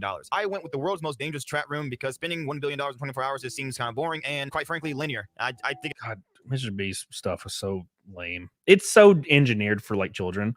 24 hours to spend $1 billion. World's most dangerous trap room, bro. It's like literally for 9-year-olds. The most exciting thing you can think of. It's like all bells and whistles and clapping.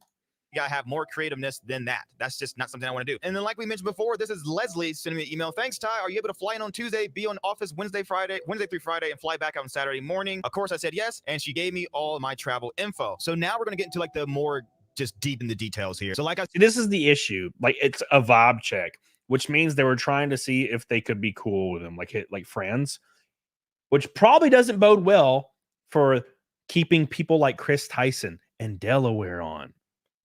People like that are, you know, one's going to be a sex offender registered eventually, and one already is a registered sex offender on content geared directly towards children, mind you, working with children in and around children, and they're flying him in to get his vibe. What they were probably doing was flying him in to see if he was okay with all the fucked up stuff they do. Just what I'm saying. The vibes in here be busted. Shut up, Dan. I said, if I don't show proof, don't assume that I'm telling the truth. If I don't show proof for everything that I'm saying, assume that I'm literally lying about everything that I'm saying, okay? So in that email, it did say, I realized that the footage was kind of cloudy when it comes to OBS and recording the screen, so I will put screenshots of those messages up there. But in the email, it did say that I had those 2 prompts, and the 2 prompts was something about spending $1 billion in a day in 24 hours, and the other one was the world's most dangerous trap rooms. So we're taking a look right here. I have the prompt, and it says the world's most dangerous trap room. And in my intro, I have PT hallway, I have the elevator, I have the Squid Games glass challenge, I have bloodthirst, and I have mole maze. And within these things in my prompt, I do have like variations. So first one, I can see the variations. So right here, underneath elevator, I wrote one thing. The ultimate goal is to escape the elevator before it reaches the top floor and the bottom falls out beneath you. But I also have a second variation. Pick, lock, tool, groove, chain in the wall. Goal is the same except the elevator moves a little faster. Move the chain, object, lock, pick, tool to unlock the locks on the roof and the elevator reaches the top. So you ever play those games where it's like a little plastic thing and has grooves all over, it's like a maze, and you got to move that ball through it? Well, essentially that's what I did for this video, except you're chained to the thing and you got to move the ball through the grooves with the key that has a key on it, so you can reach one lock. And there's locks on each 4 corners of the elevator. So when you get this lock, now you got to go through the maze again. And now you got to go and take this lock out and like that, so you can escape the elevator. If you don't, the whole thing just plummets to the ground. I thought that was a pretty dope idea, right? So I did that, but I also made 2 of them because I wanted to make a variation of it. So also here in Squid Games, that was another thing. I made a different variation of what was already done, and I did that. That was part of my pitch. Now, well, let's keep going down because I think it's somewhere around. I think actually no, it's the Squid Games one right here. In the second variation of the Squid Games, I say Mario style. Floating obstacle course. Instead of using floating blocks, which is impossible, we will use floating rack hoisted by 4 cranes. Floating rack hoisted 200 feet in the air. Each section of the obstacle course will change depending on the distance made. Start from one platform to another to advance. Safety harness will be eliminated due to the net underneath the platform. Now, with that, so we have an idea that I wanted to do. So I want to talk a little bit more about my experience of being at the Mr. Beast warehouse. Okay, here it goes. Here it goes. Here it goes. And as you can see, they did use that idea, by the way. So never once personally have ever signed an NDA. In all my emails and all my correspondences and all my text messages, I have never once ever signed an NDA. But what I think what they're doing, there is an iPad as soon as you get to the warehouse, as soon as you walk in, and you have to sign in. And they ask you things like your first name, last name, email address, all that, phone number and stuff like that. And I have a very, very, very high suspicion that when you sign your name in there and you sign in, I think you're also signing an NDA. They don't come out and say it, but I wouldn't be surprised if it happened. That's just something that I think. I'm not saying it's true. I'm just saying I'm thinking because I don't want to get sued by them because I'm, like I said earlier, I'm a nobody. Anyways, I get to the warehouse and they have multiple different like studios. Studios as in workshops where you work at, creative, thumbnail, editing, ideation, all these things, right? So they take me to, for legal purposes, I'm just not ambitious enough. Like, I would never want to have like 50 studios and like all these creative teams. I'm like, dude, that's too much. I just want to sleep. Which is probably where I am. And why I am where I am. Dryless says, no cap for real. On God. Not going to lie, no cap. Your language is shit. Be mad. Talking like that goes to show you are degenerate and super boy beta. Thank you, Dryless. Appreciate you. On God. On God's my favorite. Or gooning. On God. We're gooning for real. For real. Gooning in the back for real. No cap. Thank you, Dryless. Appreciate you. For legal reasons, I will say Studio One of creative. I go to Studio One, you know, whatever, it's all right. We're working on the video. We're doing the in 10 minutes, like actual 10 minutes. In 10 minutes, this video explodes. And I mean, this building explodes. I worked on that for a little bit. Wasn't really feeling it. Wasn't really my jam. We went out. I will put a little video up here of me working on like a little laser challenge for that. Wasn't really my jam. Wasn't really that good at all either. Anyway, if I'm being honest. So I went to the next one. And by the way, I'm sorry, I'm skipping all over the place. This was actually the second day of me being there because the first day I spent my entire day in my hotel, which was boring, but for whatever reasons, I couldn't go in the first day. So I spent the first day in my hotel. The second day is when I would start, going to these workshops. On the third day, I was told to go to a different studio. We'll say Studio 2. And I'm working on a video. And the video is, what was the video's name? It was another one that had nothing to do with anything. Anyways, I go through the whole day, I say a good portion of the day, about 5 hours. So around like 2:00 p.m., there's a guy named Hoodie. Hoodie, it was also in one of the emails earlier, and he's like, and when it comes to chain of command, I think he's third in chain of command total. So you have Mr. Beast, you have Tyler, you have Jackson the head writer, and then you have Hoodie. And Hoodie was in charge of all these things. I actually have my vibe check call with Hoodie. I have my second call with Hoodie. I was in contact with Hoodie and Leslie, the coordinator, if you remember that, and everything was going through Hoodie. The guy's a great guy. He's a great guy. He took care of me. He really like gave me great information, great feedback. So as I'm going through this video, I want you guys to remember, I'm not attacking these people. I'm attacking the company, because whatever happens in the company is a reflection of Mr. Beast. It's not a reflection of the people who are doing the things like what they're doing. Your company is a reflection of what happens. It doesn't matter who does it. If your company is ran that way, it is a reflection of you. You got to take responsibility here. So I do my pitch, and Hoodie says, you know what? I want you to go shadow some people for the rest of the day. I want you to go work with this team and see how you can contribute to them. So let's break down the positions in the MrBeast company. You have C1. C1 is the head person of that department. So if you're in creative, you're C1. So creative, studio, and I want to I think I got it. I think I got the structure here. show some videos and proof of what I did. From here on out, I'm going to start speaking more theoretically so I don't get sued. So there may or may not have walls in the MrBeast studio where they're all dry erase marker where you can just write anything. So if you have an idea, like, oh crap, I don't want to forget it, right on the wall. This is a picture of my pitch that I wrote. So you see right here, you get really close. Bloodthirst. Let's see. Elevator. Let's even get close. Glass challenge right here. PT hallway. Sound familiar? It's my prompt. So this is what I pitched to Hoodie. This is what I pitched to Hoodie. And I didn't put my variations in there. I just put the ones that I wanted. And I verbally said my variations just in case they didn't like my original ones. This is the world's most dangerous obstacle course. So C1 has been working on this with me and the other guy, I don't know his name. And we're working on, like, as you can see, the intro, the hook, the money mechanic. Right here, we're looking at, this is the most important part. It's just rooms. When I saw rooms, when we were brainstorming rooms, I'm like, dang, okay, rooms. I just did a prompt. No, he is not cracked out. It is on 1.5 speed or 1.2. Fantastic. Thank you, my friend. I appreciate you. Thank you so much. And also thank you for this $2. Says, Bob's been here be bussing. Thank you, dude. Appreciate that. Make sure you guys like the show, by the way. I love you. I appreciate you. On the world's dangerous trap rooms. This is perfect. I can do this. It doesn't I love you, Dryless. I appreciate you, Dryless, for showing it. I'm always glad to see you pop up and be like, what's up, bitches? Thank you, dude. For real. For real. Bussing. For real. Actually follow the obstacle course so I can kind of use my room idea with this. I mean, if you look at all these ideas, whatever, it doesn't matter. The one thing that I'm looking at the most is all the way at the bottom. It looks like it says Marlo, but it says Mario. Mario is my was my idea. I'm inspired by Mario because my kids love the Mario movie. They love it so much they named my dog Mario. Hold on. Mario, come here. All right, I don't want to see your with 4 dog. cranes holding it up, and I wanted to be able to go across it. That was just the first section of it. Because if you look a little bit more to the right of this picture, there's like a helicopter and a guy hanging from a ladder, and there's platforms down here, 1, 2, and 3. There's platforms right there. That was just the first section of it. I wanted the intro of the video to be something so outlandish, so crazy that a viewer had to keep watching. I did still the no net at the bottom. I call it a net. Or no, not no net, a net down there. That's why it says a net down there, because it's just a joke that we thought was funny. But I did steal that from one of the other Mac videos. I just figured, why not? It makes it such much of a better video. So I pitched this idea, and they absolutely loved it. Absolutely loved it. The only person who didn't like it was C1 because it wasn't her idea. So when it came down to our meeting later that day, so we were there for hours and hours and hours. And like I said, there's a hierarchy. There's MrBeast, Tyler, Jackson, the head writer, and I can only imagine the atmosphere around hierarchies in this kind of situation, because everybody's like trying to suck off MrBeast. Like every single person is trying to suck off MrBeast, like all the way down the line. God, and you know, people that impress the MrBeast team would piss off everyone else because they're trying to impress the MrBeast. I bet it's terrible, dude. Hoodie. Well, Jackson comes down there and we're having a meeting at 9 o'clock at night. The meeting goes all the way to midnight, and then they say at the very end, we're gonna need all hands on deck on this. We're gonna need the help. We're gonna need the creativity. We need everyone to pull their weight. Does anyone have anything that's gonna help us, with this? And I told them my idea. I brought up every single thing, not only just this idea, but the rest of the video. They loved it. The budget was originally 1.7 million. That intro alone cost 1.7 million dollars. Just the intro alone. And the reason why I didn't want to bring it up immediately was only because if the budget was 1.7 million and I'm here to prove myself, I can't start with going by over budget. Say, well, it would work, because who they're going to trust? You're going to trust someone who works there for months or weeks, years, or you're going to trust some guy like me that just flew here a couple of days ago.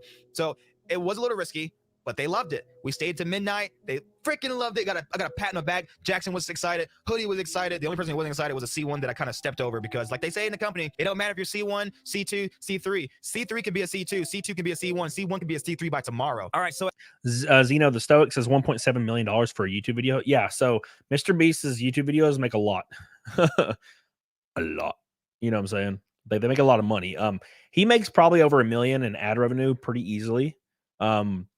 And then also, like, with the partnerships, I mean, there's companies that probably pay him millions of dollars for in-roll ads, like millions of dollars. So, yeah, I mean, it pays for itself. But at this point, I've pitched my idea. They love it. They've set a date. They set a location. And now they have a new renewed budget for this video. And everything's great. I'm so happy. I text all my friends. I call everyone. I'm like, yeah, dude. You know, and also, so after all that, I'm feeling great. I got a verbal confirmation that I was good to go. Everything was perfect. I know about everything was literally perfect until I got home. And that's when everything started to happen. Unfortunately, we have decided not to move forward with your candidacy at this time. We really appreciate you coming out and vibing with us. We would consider you for a role like this in the future, but timing isn't quite right. And the rest are about receipts. So at first I was like, you know what? Maybe that's true. But then I started to think about it a little bit more. And I didn't want to let it bother me.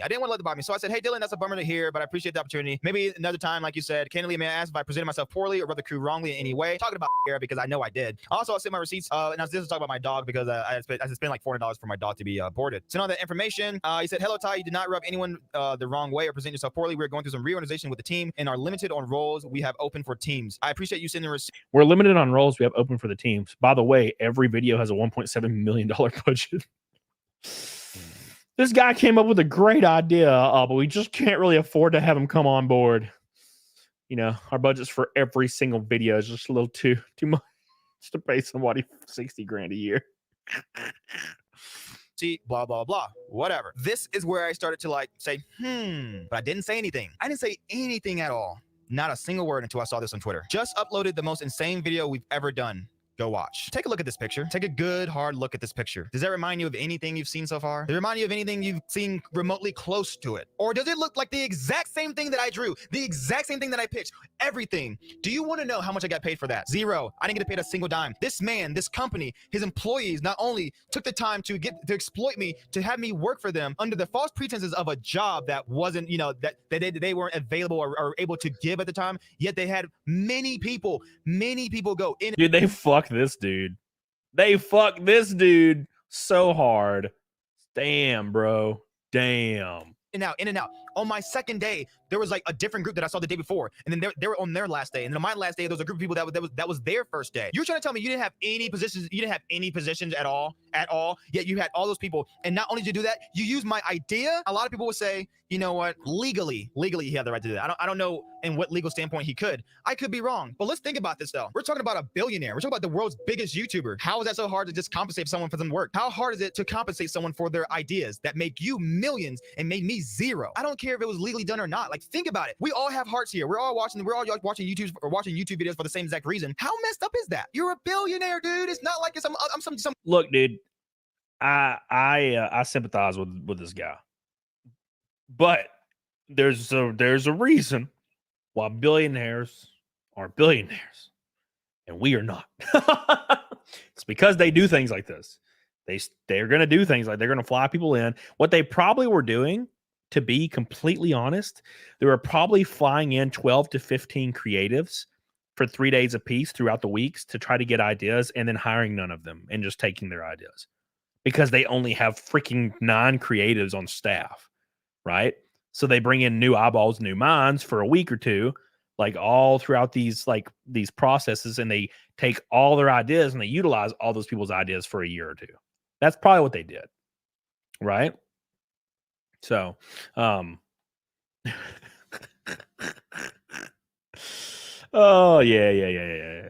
But no, I mean that's just that's what's gonna happen, dude. That's what's gonna happen. Software engineer careers actually do a similar thing. Kissless virgin, yeah. I mean, it's just what you do. It's the reason why corporations, companies, and billionaires. That's why they are where they are, because they do this kind of shit. They're gonna wring you dry and take everything from you. That's what almost, dude, every company, small business, big business, they all operate in a similar manner. They'll squeeze you dry. Doesn't matter what you've done for them. Doesn't matter how much money you've given them or vice versa. Doesn't matter how much time and effort you've given them. Once you are no longer immediately beneficial, and what I mean by that is like instantly satisfaction. And as long as when that is gone, you're fucking done. You're fucking done. Get the fuck out. That's kind of how that works. That's how every company works, corporation, all those things work. If you do not benefit monetarily immediately, does not matter what you bring to the table. Does not matter if you have the best ideas in the world. Doesn't matter how talented you are. Doesn't matter what kind of support you can bring to the table. Doesn't matter if you are not bringing monetarily every day something to the table. Like you're done. Get the fuck out. Unfortunately. So, yes, unpaid internships, bro. Like that's like the most grueling thing unpaid internships. They use those people like freaking like toilet paper. And you'll be surprised how many corporate companies that have billions of dollars of on-hand cash utilize their entire like intern workforce to run the social media for the company. There are companies that have $1 billion or more in operating profit, and they still utilize unpaid interns to run their social media of the actual company. It's crazy, man. But that's just how these things work. But yeah, that's how it is, man. That's how it is. Yes, we're 281 from Naked Snake. We're closing in. Hey, Rick and Knott, how you doing, baby? The Trump and Elon combo was great. Yeah, poor Elon Musk sounded so damn nervous. Granted, also Asperger's. So that's how that works. Oh yeah, this guy totally got robbed, but that's I don't expect anything less. You know, it sucks, but it's not illegal, and I fully expect companies to do that. That's what they do. Mr. Beast is no different than a corporate company. Look at how he responds to allegations. He just leaks fake corporate emails saying, we're going to do everything we can to launch an internal investigation. But he talks as if he's Walmart. Literally every single thing you see come out from Mr. Beast's team, it looks like Walmart's like executives or lawyers wrote it. Mr. Beast is no different than a corporate company at all. It's the same exact thing. So they're going to employ the exact same tactics that anybody else would use. Sunny Hard R, just giving support. Thank you, baby. You know, from where did you steal the idea of Naked Snake, Cody? Confess. Confess. Oh my God. Gross, Axel. Jesus. Jesus. You've been in Walmart 8 years. I was there almost 2 years. Almost 2 years. Anyways, I was there almost 2 years. By the way, I saw that, I think I saw it. Somebody dropped on the PayPal. Thank you. I appreciate you, baby. I saw somebody dropped a 20 on it. I appreciate you. Matt, love you, dude. Appreciate all your support for the NASCAR campaign. Thank you, thank you, thank you, thank you. I don't know. I don't want to show the names just in case, but ooh, I almost closed the window again. God, it's terrifying when you almost close the window. We're running this campaign for the next 2 months, maybe. Thanks for everybody that supported it. You guys are awesome as hell. Trying to make it to the next year of NASCAR. We got a lot of things going, and it's a lot of moving pieces. It's gonna be a lot of fun. So thank you guys for helping me get to that next level. It really, really helps me out. We got some really cool stuff to announce. So I appreciate that. Currently, the top 5 people that support this campaign, I will fly to Vegas next year. Probably February or March. It's going to be a fluid date depending on racing. So there's people that the top one right now is Troy, and then there's several at 100. Let me look. I wish they structured this better. Anonymous, but I know who it is. Another Anonymous, which I also know who it is. Another Anonymous, which I know who that is as well. And another Anonymous, which I know who that is as well. I know who all the anonymous people are because it gives them my email. So currently, right now, we have 5 people. Almost all of them have the exact same amount, except for the top one. So those are all currently on the docket for being flown to Las Vegas to party. So I appreciate you guys so much. I love you. I love you. It's odd I don't see my donations on there. I see them on there. I see them, Jenny. All right. Much more to cover. God, we've been live for 2 hours. This is crazy, dude. It's crazy as hell. I pushed carts for a summer at Walmart, lost 30 pounds. Hell yeah, dude. That's how you do it, man. There's like a part of me that wish I was like a gajillionaire so I could just, on the off season, go get a job at Walmart and push carts. Deadbull says, how do I come to Vegas? Like all expenses paid except for the cheesecakes. It's just something I'm giving back to the top 5 people that jump on my campaign.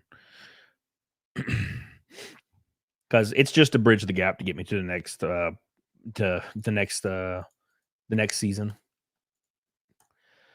Thank you, Ricken, by the way. I appreciate you. Hey, make sure you guys like the show. We're almost to 500 likes. We're halfway to Naked Snake. Thank you so much, everybody. Vegas dates are March 5th and March 8th. I don't know. Helena. Maybe. But if there ends up being a race on like March 6th or 7th or something or 8th, then obviously I can't do it. Thank you, Helena. Appreciate you. But though, yeah, it's going to be somewhere around that area, I imagine. What's up, Monster Beast? Ripped Monster Beast. How you doing, buddy? Welcome back to the show. I should have a new video coming out tonight at some point, and then I'll have a new video tomorrow at some point, and then I'll have a new video the next day at some point. So, Rip says, "What do I got to donate to get flown to Vegas party with you?"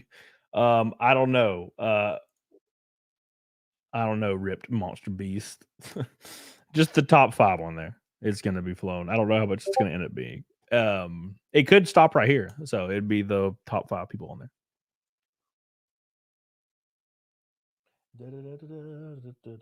Oh, also keep your ears peeled because I'm gonna have a thing where I give away my helmet that I used all year in NASCAR. That's signed by EVS and Cecil and a bunch of other people, and me, of course. And my fire suits, probably both my fire suits, unless and well, it depends on how next year goes, but one of my fire suits for sure, the frog fire suit, and it's gonna be stinky. No, it'll be washed, bro. And then other stuff as well. My gloves, a lot of cool stuff's gonna be going. So keep your eyes peeled, bro. Oh man. Oh man. Sweaty suit's worth more. I mean, it'll still be in there. You can't get it all out. You can't get all the juice out, bro. You can't get it all out, man. It's impossible. It's impossible. It's impossible. You should auction some stuff for charity. The charity's for me. And after I sign my deals for next race season, yeah, that's different. But right now, I can't pay my mortgage for the next 2 months. So for right now, I'm gonna probably wait for the charity thing. I can't even pay my mortgage, man. What do you mean, dude? Just donate shit to charity right now? You crazy as fuck. The charity is called Cody. #1 charity, Cody. St. Cody's. Donate now. What is it? St. Cody's Hospital. All the research goes to help Cody not die. It's the Chody charity. What's up, Hashtag? How you doing, man? Big hug, little keys, little hug, little hug, big keys, little hug, big keys, little keys. Little keys. Oh, the Cody telethon. Oh man. Yeah, this is my testicular cancer fund. No, you can't lie about cancer. That's the one thing you can't do, Deadpool does. They'll get your ass. Look at Boogie's dumb ass. Oh yeah, I was gonna pull that up too. Fuck, I forgot about that. Hold on. Where you at, Boogie? Where you at, Boogie? So I don't know if you guys saw this, but Boogie was picking up trash on the side of the road and almost died. Like, what the hell's wrong with this motherfucker? Damn you, Boogie. What is wrong with you? No shit. Boogie was doing community service because it was his punishment and literally almost dies after 10 minutes. I don't want to be an asshole. Boogie kind of deserves it. But how in the absolute hell, can you stand up on your 2 damn leggies for 10 minutes and already be winded and dying from walking around? Are you kidding me? Holy balls, man. Look, I get it. Not everybody works out. I get it. Not everybody does. I get it. Not everybody's required to do, but like, if you like have a problem moving around for 10 minutes to where you're like dying after 10 minutes of walking, it's because you quite literally just sit there and fucking stuff your face all day and you don't do anything else. Like, is there no shame? Do you have no shame, Boogie? Boogie, do you have no shame? I'm talking to you, Boog. What's wrong with you? Look at this shit. So Boog is out here sitting in his car in the AC, you know, because that's what he's got. So that I can fucking... Do you have any idea how fucking stupid this is? By the way, Boogie's doing a character for some reason, and I don't know why. Like, he's doing the Francis like voice. I don't know what's going on here. So I guess this is a skit. I don't know. Okay. But he's out here prepared to pick up trash from the highway. Right? Yeah. You I'm in sound fucking like you're public. Okay. I'm in fucking public, so you think that might be it? You think it might be because I'm fucking embarrassed to be in fucking public? Like he's doing an extremely like heavy lisp, like the Francis character is weird. No one can hear you. They're driving cars by. They can't hear you. We got a $50 donation. My neck, my back, my cancer, and my tat. Something you should have thought about before you told me to go stand on a fucking highway, you dumb dipshit. Jesus, Boogie. Yep, you should have brought a bag of. He's like leaning a little too hard into like the skit, like the character skit thing. He's just leaning a little too hard into it, I think. A little too hard into the skit, I think. Crashed from the house and dumped it on the sidewalk there. How the fuck did he get a vest? Did you really tell him to go to a fucking interstate? Can you see the fucking trash? I told him that he had to be on the side of the highway and he had to pick up actual trash. By the way, this is the most Boogie's walked in like a month. This like 8 feet. He brought one of those like little like clipper things. They don't have to bend over. Look at this shit. Okay, we got to do full screen, Boogie. 1 minute. Yeah, let's go full screen. Let's get that Boogie in all of his illustrious glory here.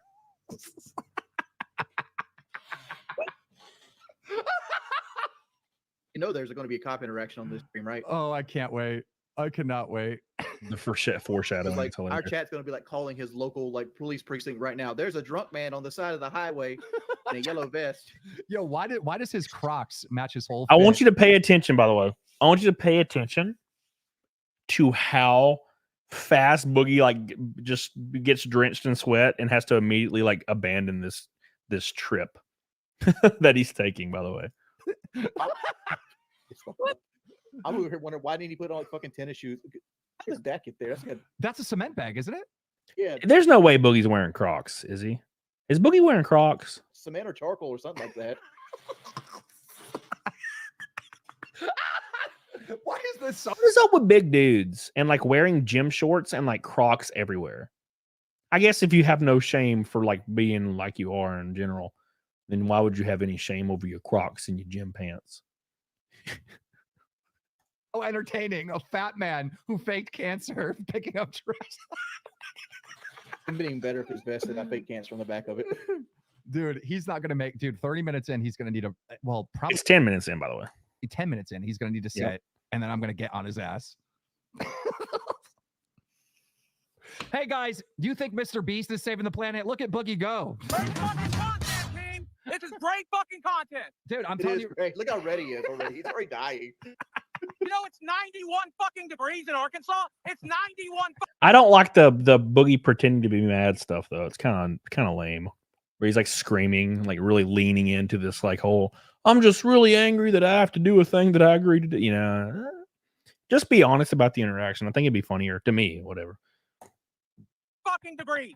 There's no swamps. It don't matter. It feels like 78. It'll be all right. Oh my God, why? I could watch this for hours. I could watch this all day. Desi's doing an amazing job holding the camera too. Like it's not really that shaky. Yeah, Because like It's shaky. Oh, Wings wants to get in Desi's guts, by the way. I can just hear it in his voice. Desi's doing such a good job holding that camera really steady. Damn, Wings, have some self-control, Wingy. And no, it's not shaky at She all. ain't no damn freaking Wendy's chili. Although she's probably younger than most batches of Wendy's chili, let's be honest. Like it's really good. he found a Where feather. did that come from? All right, Boogie, listen. The chat said that they're going to donate if you pick up 3 pieces of garbage with your lips. What? The chat says they're going to donate if you pick up 3 Oh, Grizz says, I'm a fat POS, so Crocs are the only shoes my gross pre-diabetic feet fit in. Oh, damn, that hurts my feelings, bro. pieces of garbage with your lips. Now I feel bad. I'm not picking up garbage with my fucking lip. What the fuck? What the fuck? How much? That'd be like a Oh my God, I'm not picking up garbage with my lips. By the way, how much will you pay me for the garbage lips? fucking dollars. You fuck you. They're going to donate big time. That's what they said. Damn, Oh, Grizz. this is so fucking dangerous. Love you, angel of God. Oh my God. So we're gonna skip ahead, and you're gonna see Boogie like immediately die. He's already dying, by the way. Now, like, there's a weird misconception, by the way. If you're not like a big ass dude, you probably like confused why he gets winded. Just standing up does it, man. My old manager at GameStop was 500 pounds, and he would stand up for 20 minutes straight up, and he would be dripping sweat, and he'd have to lean over or sit in a chair behind the counter, or else he'd pass out just standing up. My question is like, who's going to go out there and do physical labor and like let me strap on the Crocs? $20 donations, no cap. Boogie doesn't fall into the road from Raging Boar. Thank you, Raging I was Boar. gonna ask Desi, could she drag Boogie's carcass away from the road if he does pass out? No. He's fucked. If Desi, if he passes out, he's fucked. Desi ain't gonna be able to grab his ass. Not gonna pass out in the road. Oh, I hope he doesn't. I hope he does. Come on, pass out, Boogie.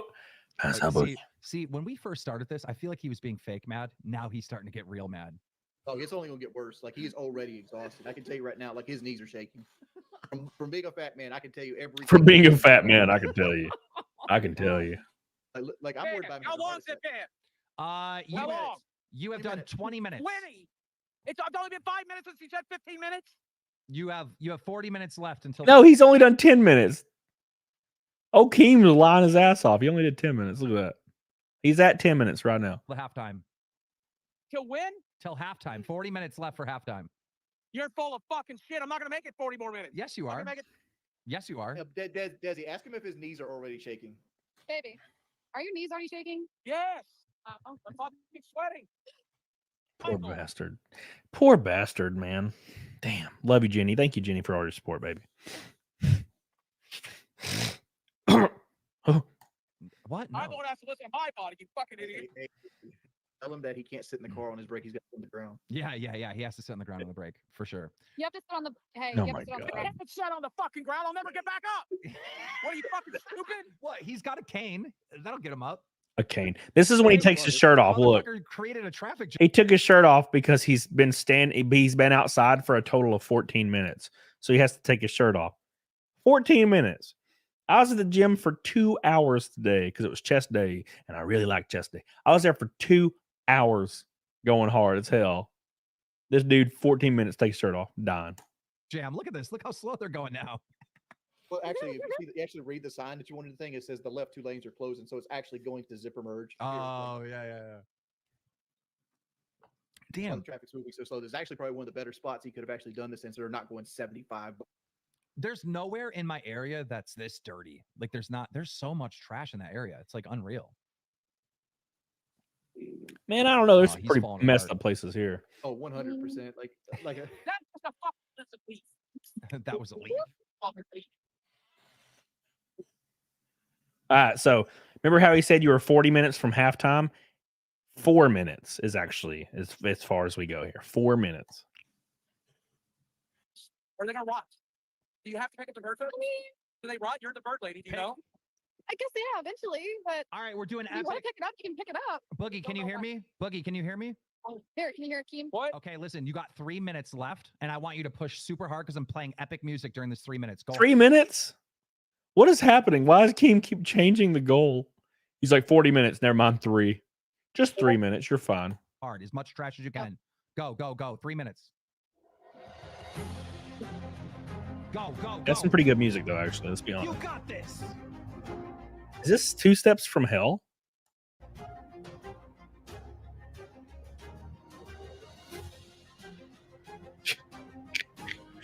Shirtless and shit.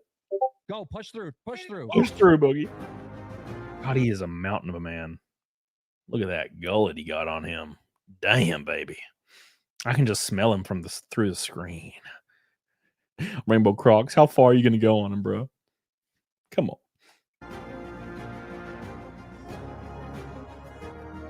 Keep in mind how Crocs came to be. Keep in mind that Crocs were a cheap prop used on the movie Idiocracy because the people that brought them into the film thought they were so stupid that there's no way that anybody would ever wear this type of shoe. And keep in mind, it was about a movie that takes place in the near future where everybody's stupid. Oh, and by the way, now everybody wears Crocs. Isn't that funny? Isn't that funny how that happened? It's almost like you could freaking predict the future.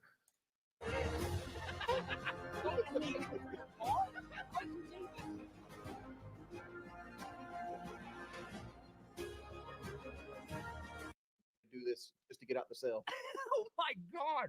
So Boogie makes it about 19 minutes before he has to shit. go to the car and take a 30 break. minutes is what he did, and this is what it did to him. Unless I'm crazy, can I not count?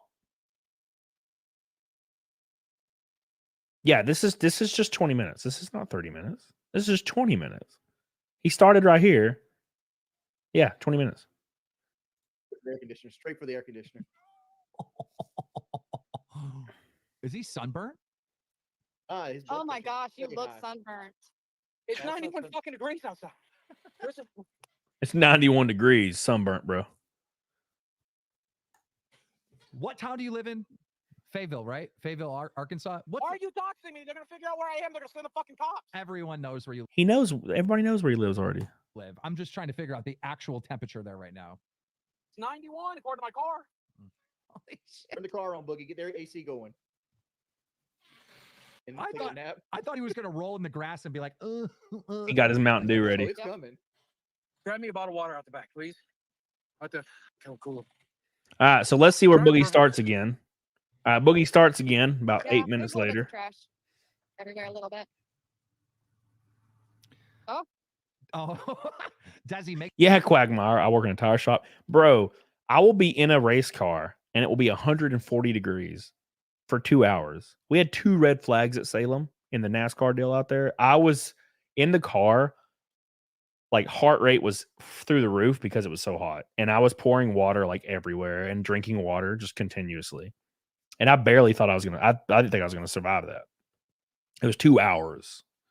And then also 8 hours of prep before that out in the, sun because you're out there all day. The race didn't start until nighttime.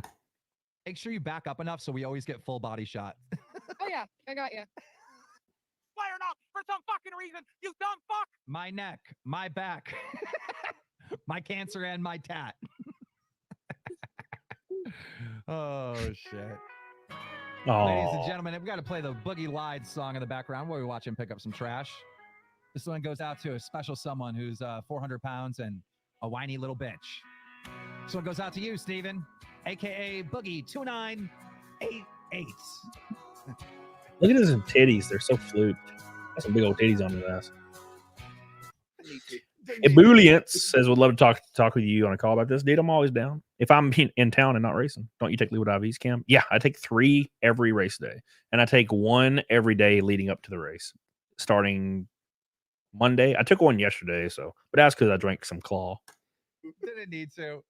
I figured, I was like, you know what? We're going to do this for a little while, Boogie, and then Boogie, Boogie's going Boogie. to quit. But he's made it to the halfway point. So I'm thinking Boogie might make the full 2 hours. The Lord donated 20 saying follow up where he walks around in public picking up. Oh, he needs to go to a dog park. Ooh. And pick up dog Oh, shit. That'd feel be some fun. poops. Some Have poops. Desi twist his tipples with the claw. That's gonna feel pick up dog shit at the dog park, Desi. Hey, What? will you go to a dog park and pick up dog shit? No. No. No, What the fuck? I feel like if he went to a I mean, he probably picks up dog shit all the time. He has small dogs. Small dogs do not use the bathroom outside. I mean, you can take him outside and try to keep it on there, but nah, they're gonna be shitting. Sorry. park, then there'd be too much downtime. I'm going to go to a dog park, pick up strangers' dog shits. What the fuck? He takes you're another almost done break getting in 7 better. minutes. Break starts right now. Whoever Why is he hyperventilating? It's been like 27 total minutes, by the way. takes that chair, you need a shout out. Ashley. Oh, That chair is stronger and lasts longer than most people's relationships. It's a 500-pound weighted chair. I got it on fucking purpose. I can't- Why is he lisping? That's so weird. Brand says watch Talladega replay sometimes Earnhardt gloves melted. Yeah, that happens. My gloves, I had to get new gloves recently because mine they're just destroyed. My feet, I've gotten fire, like the floorboard was so hot that my feet were burning. So I was driving with my tippy toes at one point. It was brutal. To what Discord, McSteller? Like the Camelot Discord? Dude, I have not looked in that thing in like a year and a half. You just add me like directly. Like DM Discord. I don't know. I don't ever go into any actual Discord communities. Fuck, I'm just trying to do this. all right. So, Boogie, what are your thoughts on the Mr. B situation? I don't know. I haven't been able to keep up. What? We got a 20. I love how Boogie's breaks are longer than his actual him actually picking up trash. $20 donation. This is the first honest day's work Boogie has ever done. I just No, want I used Boogie- to wash fucking dishes in a Mexican restaurant. I used to run a gaming store. I used to fucking work security with the goddamn athlete building in the fucking I used to work at a gaming store in 1994. university. Oh, You don't fucking know security. a fucking We thing about understand me. you got paid to be a You don't fucking know Karen. fucking thing about me. He they also Prideful Pawn also said, I just want Boogie to know homeless people with disabilities on meth work harder every day. Maybe I should try some fucking meth then, huh? Yeah, walk back, Desi. All right, he's finally getting up. what? 55 Desi, minutes take the later. walk out right now. You can quit and go home. You can go home if you take. No! I run fucking warm. I'm gonna drink somebody's. You fucking idiot. Take a Is sip. it supposed to be out here? I don't know. Wait, take the piss bottle and put it off to the side in case you want to quit later. He rubbed the tattoo off. Yeah, that tattoo's faker than hell. Faker than hell. Brand new tattoos, especially done in black ass ink, they are so vivid for like a year. My black lines on my tattoos are 10 years old and they're still vivid. Let alone freaking faded to where you can't even see it. That's not apple juice. That's a water bottle that's been scrunched up. What's he doing? So by the way, Putting gloves on. He got some. I'm going to fast forward only 10 minutes. Only 10 minutes. Watch what happens. 10 minutes. Keep in mind, that is a total of 37 minutes that he was actually standing up. 10 minutes later. Oh, I can imagine these other YouTubers when I talk to them. What do you guys do on your podcast? I haven't seen it yet. Oh, I make fucking Boogie pick up trash on the side of the highway. We had 10,000 concurrent viewers. Live. Good. Yeah. Hi, everybody. I hope. Like he literally just Bring me over to- he just lays down here in about a minute. See how it's almost bent in half? They just broke. Anything I Yep, don't know. there he this is. He's gone. The most views we're ever going to get on this stream is when this show lasts long enough that these two have so much confidence and they fully trust me, and I get them in fucking shape. I put that. Oh, I doubt it. Hey, I doubt that. I'm gonna be now. Wings probably. I think Wings could probably do it. Wings seems a little bit more committed to real shit than like acting. I think Boogie would die before he ever got into shape. Like, and I mean like actually like from ailments, like physical ailments, not because like he just won't do it. I'm saying I think the stress his body like had to go through to get in shape would probably kill him because he's already done so much damage. it looks like a fat guy in a magic. It looks. It looks like a fat guy in a magic carpet rider. It did. Now it looks like a. There's gonna be some poor man that's gonna come pick that sign up later. Like, why? Excuse me. Moment of silence. I'm sad to report that the YouTuber Boogie2988 died of cancer. Rip. I think 2 years ago when he was making all that sponsorship money and living on top of the world, McJuggernaut says, "Hey, you should invest in crypto." He'd be at this point. Look at just laying here down. He's just dead. Just dead. Has his tipples been twitted yet? Dazzy, kick him. Make sure he's alive. Give him a kick. So he just sits here for a while. He sits here for a while, and then the police show up. Let me do a poll. Let me see. Let him go home. All right, started a poll. Baby, police are here. Police are here? The police are here. Ooh, cops. Oh, I take a little exercise.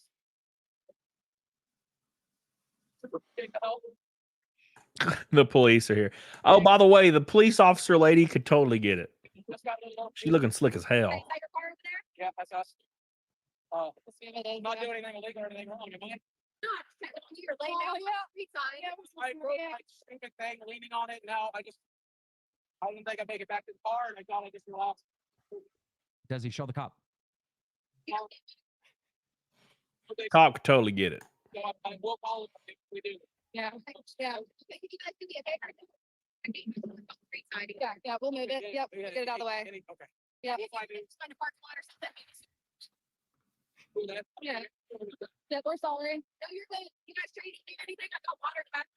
We brought plenty of water. Yeah, thank you so much. You're so kind. We appreciate you. Yep.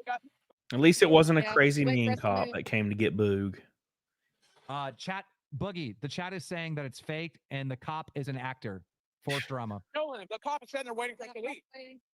The cop's literally in a cop Wings. car. It's like, dude, the Tahoe is the best SUV, and then the Cyber. And then I think Boogie drinks piss. Oh no! Oh no! Oh no! He's got this. Before he You does think this is fucking fun? I could get Hold fucking on. tuberculosis doing this. Drink otherwise. it. Tell him no. This could get No. No, I'm doing it and then I'm fucking done. I'll do it and I'm fucking done. Demonetized. He's about to drink piss, boys. Yeah, baby, This right don't do here it. would be- No. Do it. Do it. Do Dean, it. Dean, you make a call.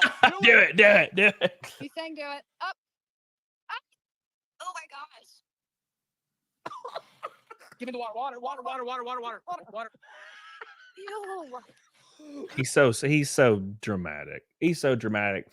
Oh, Boog, man. He's just a shit show, man. Just a shit show. Absolute shit show. Let's hit some of these super chats. Where are we going? Nappy, Soldier, Neuro, Funk, Drum, and Bass music producer. Remember me. The DJ at Vegas show had the Cheeto shirt on. I'll DJ your party, Vegas, also for free, just for love. Okay, let me know. The DJ at the Vegas show. I don't remember. Was it at Nick's show? Is that what you're talking about, Nappy? Thank you, by the way. Junebug says, when you join Lockout Live, shit, I don't think ever. Billy Hatcher says, I'm shocked the drivers didn't wreck after seeing its fat nips. Damn, Billy. Grifty says, how about Dylan driving a 3-car as it's meant to be driven? Highlights look like Dell Senior back out there. I don't agree at all. I don't agree at all, Grifty. I've never been a fan of that kind of racing. And when I think of bump and runs and I pull up any like examples of bump and runs, like whether it's, Earnhardt at Bristol with Labonte or, Logano at fucking Kansas or all these different examples you can get.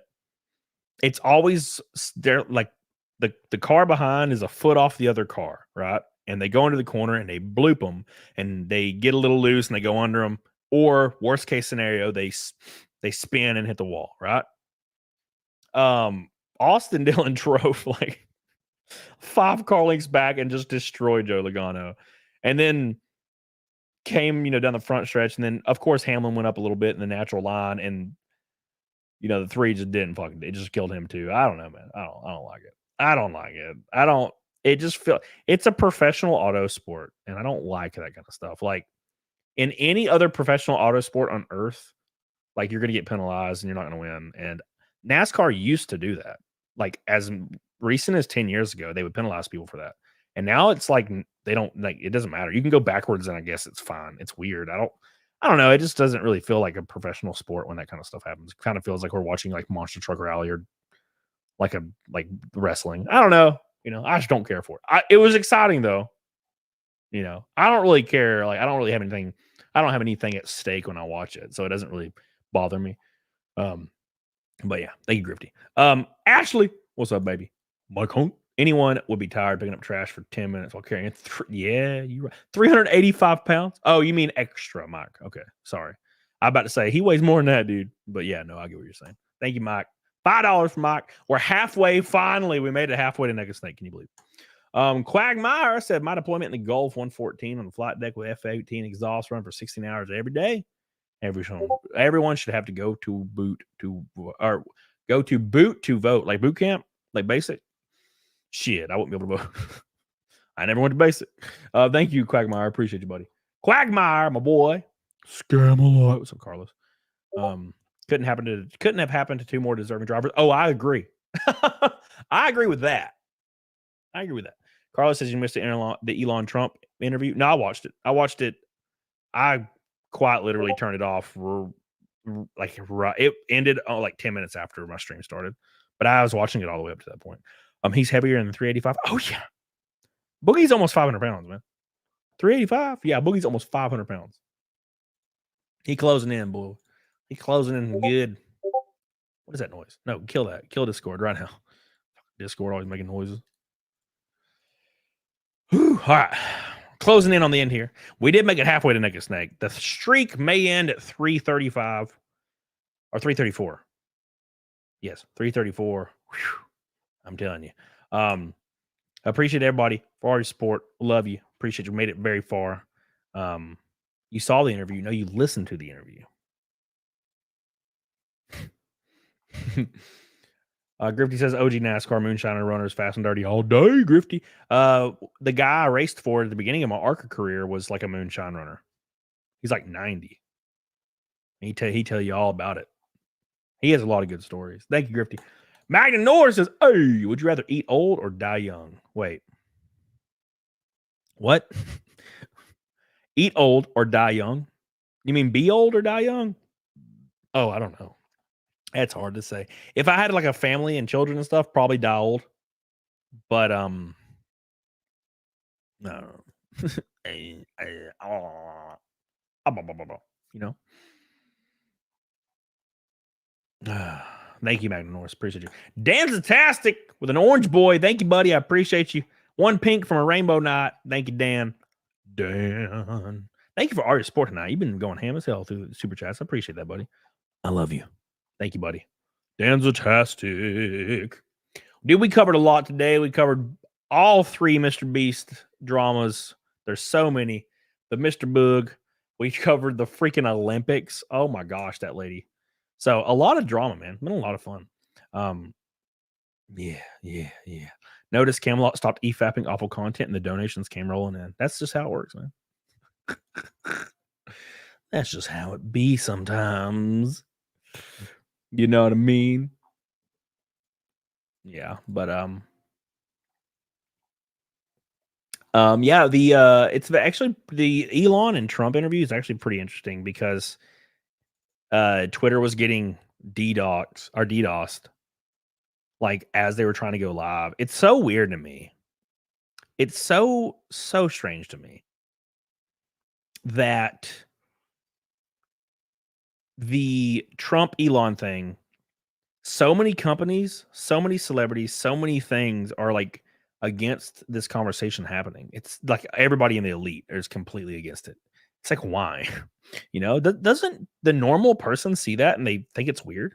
You know, if you had unlimited money to build a NASCAR track, what would it look like? I don't know. It'd be like Charlotte. I love cookie cutter 1.5s, man. That's like my favorite shit. The whole schedule used to be that back in the day. But I don't know. It's hard to say. It'd probably be a Bristol top track, maybe slightly bigger. I don't know. That'd just be Dover, though. It's hard to say. It really is. My favorite track would already exist. Nick's show, we talked music studio, we building. Damn, man, I can't remember. If I saw you, I'd remember, but I can't. Dude, it's so hard to remember. It's so hard. Richard says top 5 donations get to play Soggy Waffle with Cody's forehead in Vegas. Yes, Richard, thank you. I appreciate that, Richard. Yes, top 5 supporters on my campaign on PayPal will be hanging out in Vegas if you want to. If you're like, I don't want to go, but here, yeah, then that's fun too. You don't have to. Damn, I have to go. This sucks. No, you're fine. You ain't got to go. Thank you, Richard. I appreciate you.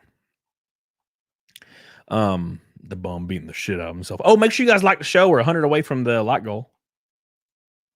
Yeah, likes have changed. The atmosphere around likes have been really weird. Like you get the same views on videos nowadays, maybe more, but the likes are like a fourth. It's weird. It's like, I don't know if YouTube changed something to where it's like off screen or something. It's really weird. I've noticed it on every channel. Very strange to see what's going on with that. Boogie, boogie, boogie, you shall fuck yourself. Boys, I'm about to piss my pants. It's going to be rough. Thank you, Richard. I appreciate you, by the way. 180 till Naked Snake. Thank you. Oh, my God. But we got a lot of things planned. We'll be back, obviously, Wednesday because you can't dislike. Yeah, it's true. We'll be back Wednesday, and I fly to Michigan Thursday. So Thursday's going to be a little different. Oh, yeah, Susan. Was it Wojcicki died? I can never say her last name. Look, just because you dislike somebody doesn't mean you should want them to die.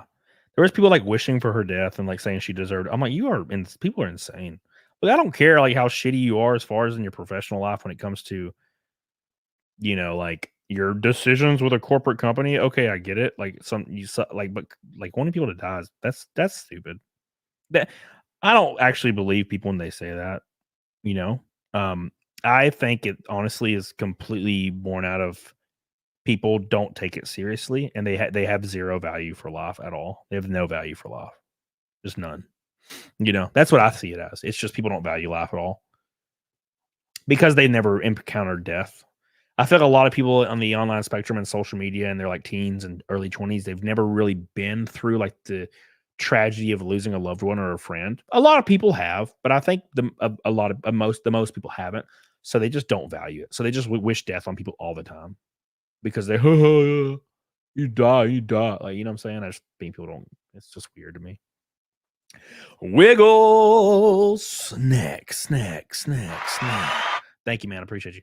Wiggles, love you, buddy. Thank you, Wiggles. We love you. I love you for your gold boy. Give him a kiss. That's another person with freaking Bender as their profile picture. Hell yeah, dude. I love it, dude. Love it. I feel that way towards Falsey and Klaus Schwab. I get it, Chase. I get it. I just am not passionate enough. I totally get it though. Like I get that there's people that are really suck. Like, and those guys you're naming, they suck. World might be a better place. Yeah, it's just I'm not passionate enough to like want people to die. It's just not in my tool set. Ashley. Thank you, Ashley. We're crawling. We're getting there. We getting there. It's slowly but surely. Didn't one of her daughters die? No, her son died of cancer, I think. No, I don't actually remember. I think her son actually committed suicide, which is even more unfathomably fucked. You know, that sucks. You just have to realize comments. I think, sure, Galaxy, I get that too. I don't get excited when I see somebody that died. You know, you get what I'm saying? Maybe I'm not like explaining what I mean very well. You beautiful, no simping. Sorry, Cody. Oh, Ashley looks great. I love her face. I love women with faces. Faces do me in. Ashley, Jenna, fucking Steph. Faces, bro. I'm a face guy. Love me some face. That's why I love PDH. I got a good face on her, man. Helena. I'll be in Vegas the week of March 5th. Helena meet up. We don't need Cody. He gets distracted by cheesecake and Oreos. Can I have my song, please? Also, March 5th through 8th, because I'll be in Las Vegas. Well, I don't know. If there's a race, I ain't doing it. God damn it, Helena. Helena, make way, make way. Helena, it's time you knew. The village of Mountain Dew is all you need. There you go. An octave lower. Oh, Dan. Oh, Dan. Oh, Dan, you came in and threw pinks, and I'm coming. Look at him.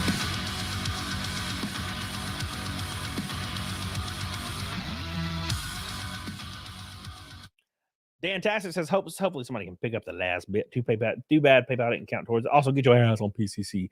One of my favorite episodes. Yeah, that was like something I was considering as far as the Naked Snake thing. But it kind of then defeats the purpose of the whole like campaign itself, I think. You know what I'm saying? Because it's hard to explain. It's like a completely separate thing to try to survive. Thank you, Dan. I appreciate you, baby. I love you. Thank you so much for all your support, dude. Pink boy, it's Rainbow Night. Oh, by the way, Messmaker, you guys did it at the same time, doubling the pinks. Messmaker. Oh my God. Getting us 59 away from Naked Snake. Thank you so much, Messmaker. Man, I feel like I haven't seen you in a while. Unless I'm crazy. I feel like I haven't seen you, Messmaker, in a while. I hope you're doing well, baby. Messmaker and Dan going hard as hell with the pinks. Look at them. Pink boys. Both of them. I appreciate you guys so much. Thank you. Don't ever stop in the middle of the doom music. I always stop in the middle of the doom music, don't it, Lord? Always.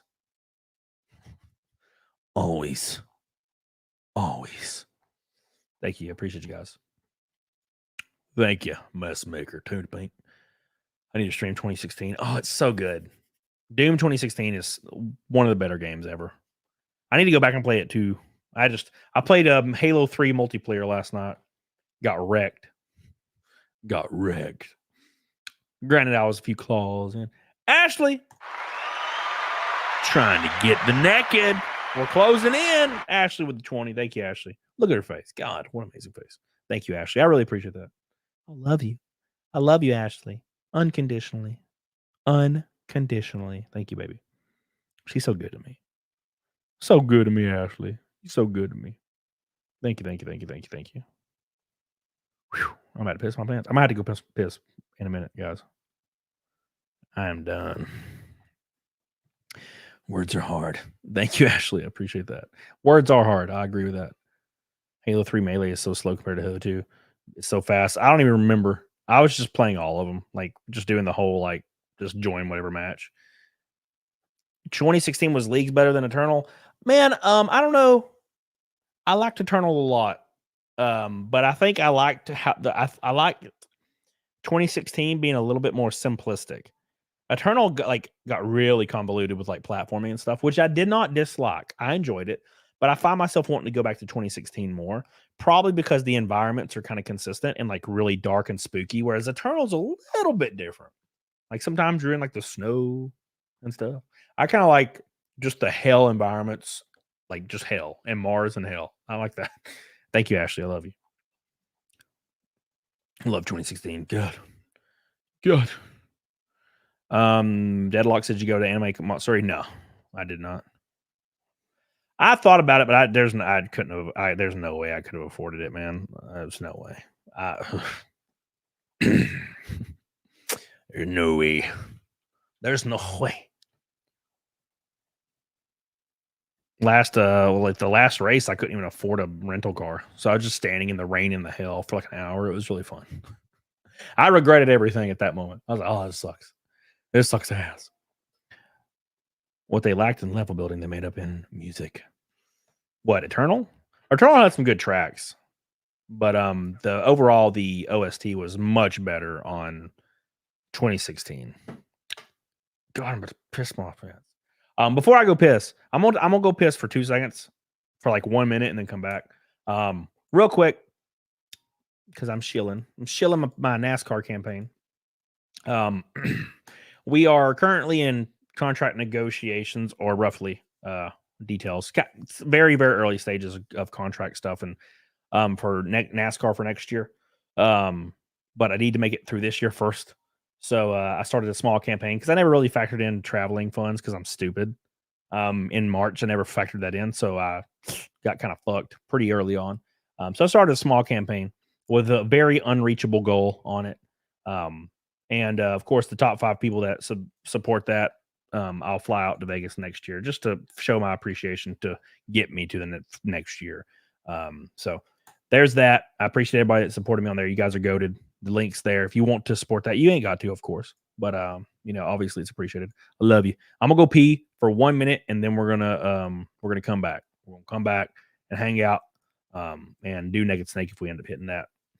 So watch my NASCAR thing, and I'm gonna go pee. I'm gonna pee now, right when I start hitting play on this. So let me see, 2 minutes. I don't know if I can make it in 2 minutes, guys. Yeah, I think I can. 2 seconds. I'm gonna go pee. Hold on. Here we go. Let's go, it's time to be the GOAT. It's time to enter God mode, man, let's get it going, yeah. We about to put on a show. These haters don't even know. They're in too deep like a hole. And they about to find out what it means when you enter into my house. How it feels when you always keep a strike out. Cause I don't lose, no I win, I go wall out. The air is filled up with suspense. We've got our dreams we must have had. And we know what we represent. So we'll keep fighting till the end.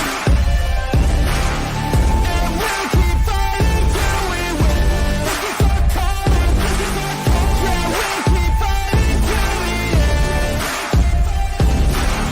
And we'll keep fighting till we win. This is our calling, this is our calling. Yeah, we'll keep fighting till the end.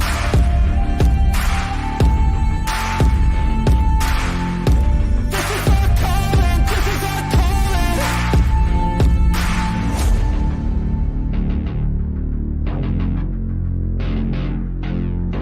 This is our calling, this is our calling.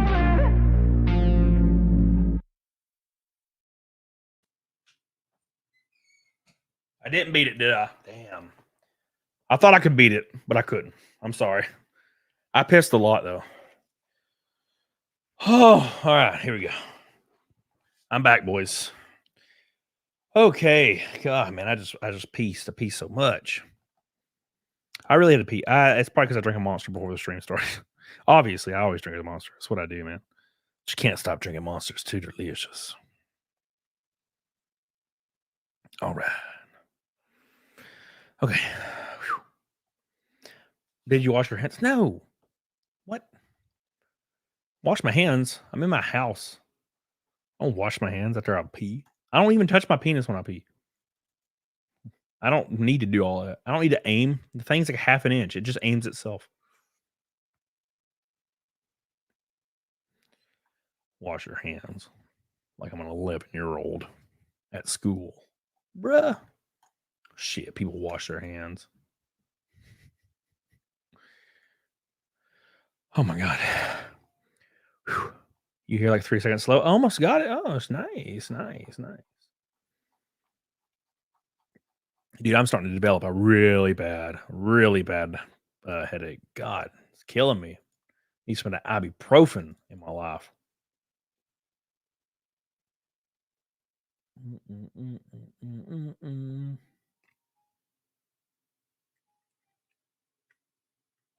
Yep, that's true.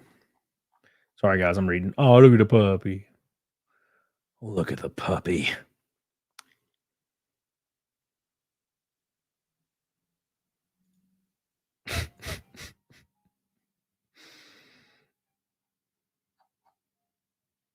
Oh my God. The aneurysm freaking watching Bug. Oh, watching Bug, man. What's up, Whistler? Whistler? Yeah, I've been hearing about the Mr. Beast shit. Yeah, dude, it's wild. It's wild. Look, dude, I'm surprised people are surprised. I gotta be honest. Like, the fact of the matter is, you gave this dude endless amounts of money, like endless amounts of money, and people are surprised that he's corrupt. It's like, bro, you give anybody endless amounts of money, they're probably gonna end up being corrupt eventually, right? And we like to paint ourselves as the moral arbiter, right? The justice arbiter. Like, we like to paint ourselves as, well, if you gave me 100 million, I would be a nobleman. We don't really know, you know? Now, granted, I would just start a race team and race for the rest of my life. But still, you know, Dan with a go, boy. Someone pick up the last 20. Thank you, Dan. Appreciate you, buddy. That's Danzatastic. Appreciate all the support tonight, my friend. Thank you, thank you, thank you. Dan. I mean, Bish going hard tonight. I appreciate that, buddy. He's trying to stay at number one as mature people are becoming aware of this, except children, because children do not care. No, I agree. No, I was saying the same shit 2 weeks ago. Children don't care. Like, actual, like, I think I said this. I think my quote roughly was, a video could come out of Mr. Beast like sexually assaulting somebody, like in 4K, and kids don't care. They don't give a fuck. They will still watch it forever. Like, they don't care until they grow out of it, and then it will change. All of it will change. But until then, so, and that will happen. These kids will grow out of it. The Mr. Beast shit. But he's already too big to fail. Like I said, I don't really think anything can stop him. Like, he can. YouTube's terrified of losing him. Imagine YouTube losing hundreds of millions of dollars per year if they lost him. They ain't gonna get over it. That would destroy them, right? YouTube hasn't even made a statement. Mr. Beast hasn't even made a statement. No one's, dude. They don't give a shit. They don't give a shit. It's wild. It really, really is. But that being said, I will have a video coming out after this show, probably 30 minutes after the show. I'll have another video coming out tomorrow morning, and then probably another one tomorrow afternoon, and then I'll have one coming out. What is tomorrow? Tuesday? I'll put one out Thursday, I think. Yeah, Donut Lord. His girlfriend said only half of the allegations were true. Oh, shit. What a dumb thing to say. What a dumb thing to say. Squall Shade says you need more race hopping vids. Yeah, I've sent a bunch of clips out to different creators to make a compilation thing. So eventually one of them's gonna pop up and we'll have a really cool video to a racing like hop video. The issue is to make new ones. It's so expensive and time consuming to make those videos. Like myself. But I've had a like that one that I played before the show. I didn't make that. I think Texas Mofo made it, and it's a great video. Ashley, someone get the last 10. Let's go. Ashley, coming in strong. Thank you, Ashley. I love you, Ashley. You guys are trying to keep the streak. I appreciate you guys. Really enjoying seeing this streak continue. I really, really do. Thank you so much. I love you, Ashley, Dan, Messmaker, all my boys. I appreciate you guys. Mr. B sounds like Squid Game's origin story. Yeah, I don't know. There's nothing behind his eyes. It's really spooky. I've thought this for a long time, though. I just always said, well, at least it seems like he might be doing some good here and there. Turns out, nah.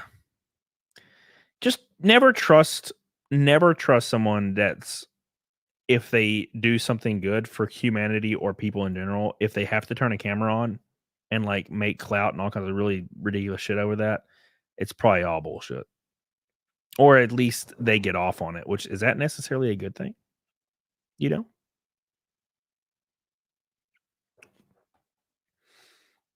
Danza-tastic. Fuck it. We ride.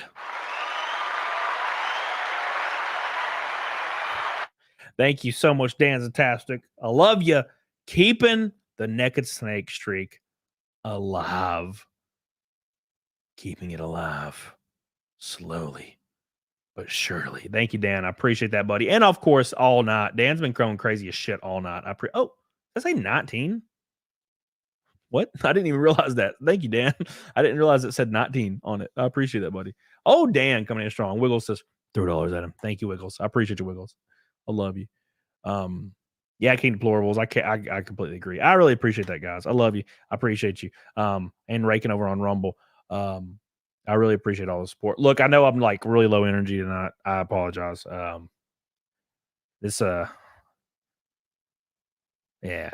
I'm just not gonna talk about it. But I appreciate you guys. Shit's getting hard. Shit's getting tight and hard for this racing stuff, and it's it's a little rough, man. It's just fucking rough. But yeah, we're fighting. We're fighting. I would just say in this video, I'm only recording this for clout. Yeah, if you did that, it'd be funny, and it'd be like a joke, and also, but yeah, thank you, Dan. Appreciate you. Skytech me sent a picture of his adorable 5-month-old kitten. I kind of like a kitten, but I already have 2 cats, so. Oh yeah, my Jeep. Rest in peace, Jeep. Rest in peace, my Jeep that I freaking exploded yesterday. Sucks. It happens, man. Shit happens. When it rains, it pours. That's the phrase wouldn't exist if it didn't exist, right? So thank you, Wiggles. I appreciate you. Ooh. The only one I've come to respect is Pootie Pie. Yeah, Pootie Pie, I feel like he was the only one that ever kind of came out on top. I don't know why, but all these people end up being so corrupt. It's the craziest shit. It's the craziest shit, man.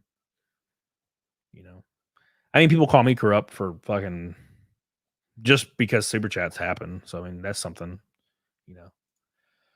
Imagine if Mr. Beast copyright striked every video talking about the allegations. YouTube doesn't respond about takedowns. Yeah, they wouldn't. No, but he would win 90% of them. Do you guys not remember when what's his iShow Speed? Or no, was it iShow Speed? I think it was iShow Speed. iShow Speed, like personally, was striking every video that was talking about him. And he made over $1 million in ad revenue just from striking videos. And no one ever gave a fuck, by the way. And then YouTube gave him the Streamer of the Year award. This was also after he told a woman to her face that he was going to grape her. Yeah, Streamer of the Year, by the way. None of that matters. None of that matters. All of it's fake. None of it's real. Oh, man. Oh, man. But he was also super young too. So like that's one thing you can say. At least he was like 17 or some shit when that was happening, you know. But freaking Mr. Beast is almost 30. Now, granted, I mean he's got an empire, but like I don't know. I just feel like he's handling this whole situation terribly. Leaking emails that look like they're written by a lawyer from Walmart. It's just cringe shit. All right, boys. It's time for some Naked Snake in the house. I appreciate all the support today, you guys. And Jenny for a huge drop on the NASCAR campaign to finish out the year. We just hit 9th in points. And we're trying to keep going. So I started a campaign over here. And of course, the top 5 people that support over here, I'll fly out to Vegas next year once we have all our sponsorship support lined down. So I appreciate all those people. You guys are goated. It's on my website, of course. So thank you guys so much for that. There is the link right there. I love you. I appreciate you. Get the hell on it, doggone it. Thank you. All right, let's do some Naked Snake, boys. You guys ready for Naked Snake? You ready for Naked Snake? And actually, well, yeah, let's just do that and then I'll read. Here we go, boys. Here we go. Are talking about $20 to save a snake. That's funny. What do we got? Make sure you guys like the stream, by the way. 80 likes away from 500. It's on Linktree. Thank you. And then we're gonna raid somebody. So let's do it right now. 335 snakes in a row. Let's do this. Here we go.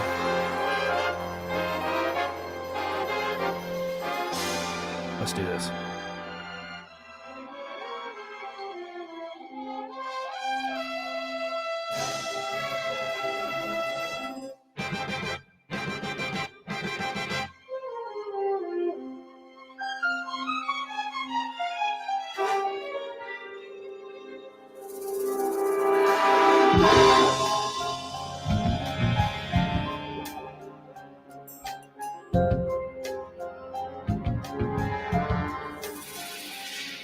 What a thrill with darkness and silence through the night. What a thrill. I'm searching, I'll melt into you. Here we go, boys. What a fear in my heart, but you're so supreme.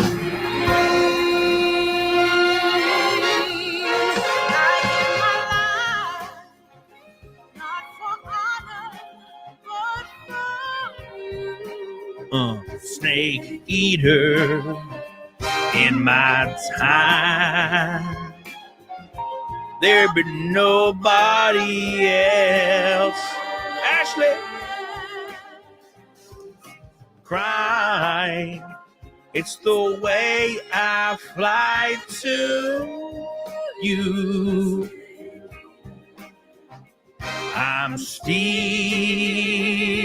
in a dream, snake eater. Someday you'll go the rain. Someday you feed on a tree frog. It's a trial to survive. For the day Amazing. Helena! I give my life, not for honor, but for you. In my time, there be nobody else. Yeah. I'm crying.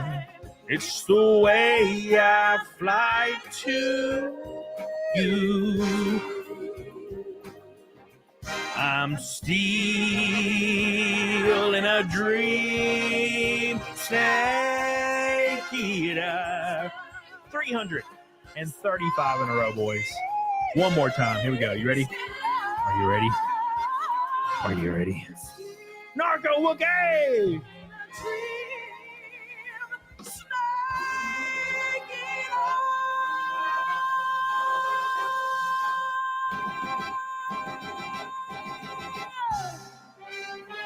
Amazing. Thank you, Narco Wookie. Thank you, Helena. Thank you, Ashley. I appreciate all you for always being so supportive of the snake and everybody that helped us get in here. Dantastic. You guys know who you are. You guys are goated. Goated. I appreciate you guys so much. Make sure you like the stream. We had a ton of viewers tonight. Make sure you like the stream. Give it an up doodle. Let's get to 500. Very, very important. And then also, you said Curris went live. Oh, Curris. Oh, Curris. Where is he? Why do I not see it? Gross. Am I crazy? Yeah, it's right there. Why the hell is it not popping up for me? All right, cool. Got it.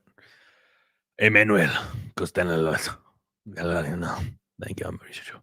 Thank you, Martin. Deadpool 3 is so good. I loved it. I was confused to see some people hated it. I was like, that's weird. It feels like it's a Deadpool movie. It's like, I'm confused. It's literally a Deadpool movie. It's great. I enjoyed the hell out of it. So, thank you, Patrick Power. I hope you're doing good, buddy. Welcome back. Welcome back. Thanks to all the blue boys. Appreciate you, Narco Wookie, Helena, Ashley. Appreciate you guys so much. And everybody else, all the pink boys, orange boys, gold boys, red boys. I appreciate you guys. Billy Hatcher was the one red boy. Messmaker and Dantastic, the pink boys. Appreciate you guys. You guys are goated. Goated. Thank you. I appreciate you guys so much. We're going to raid my boy, Karos. Give him some love in the chat. I'll have a video coming out in like an hour or 30 minutes. And then, yeah. Then tomorrow morning, of course, I have another video. Blah, blah, blah, blah. And Patrick says, NASCAR Superstar said my name. Not for long, man. He's a monster. What's up, buddy? What's up, buddy? Gaff says no love for the gray boys. Who's the gray boy? Who the hell the gray boy is? All right. Appreciate you guys. Love you. Appreciate you. Thank you. Let's raid Karos. Give him some love. All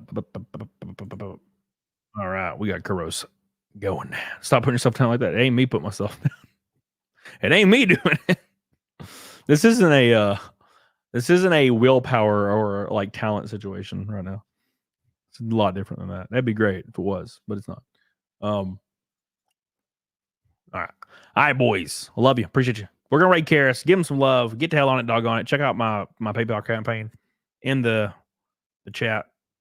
Try to make the end of the year happen in NASCAR. And I'll see you guys Wednesday. And of course, videos every day. I'll see you guys there. Get the hell on it, doggone it.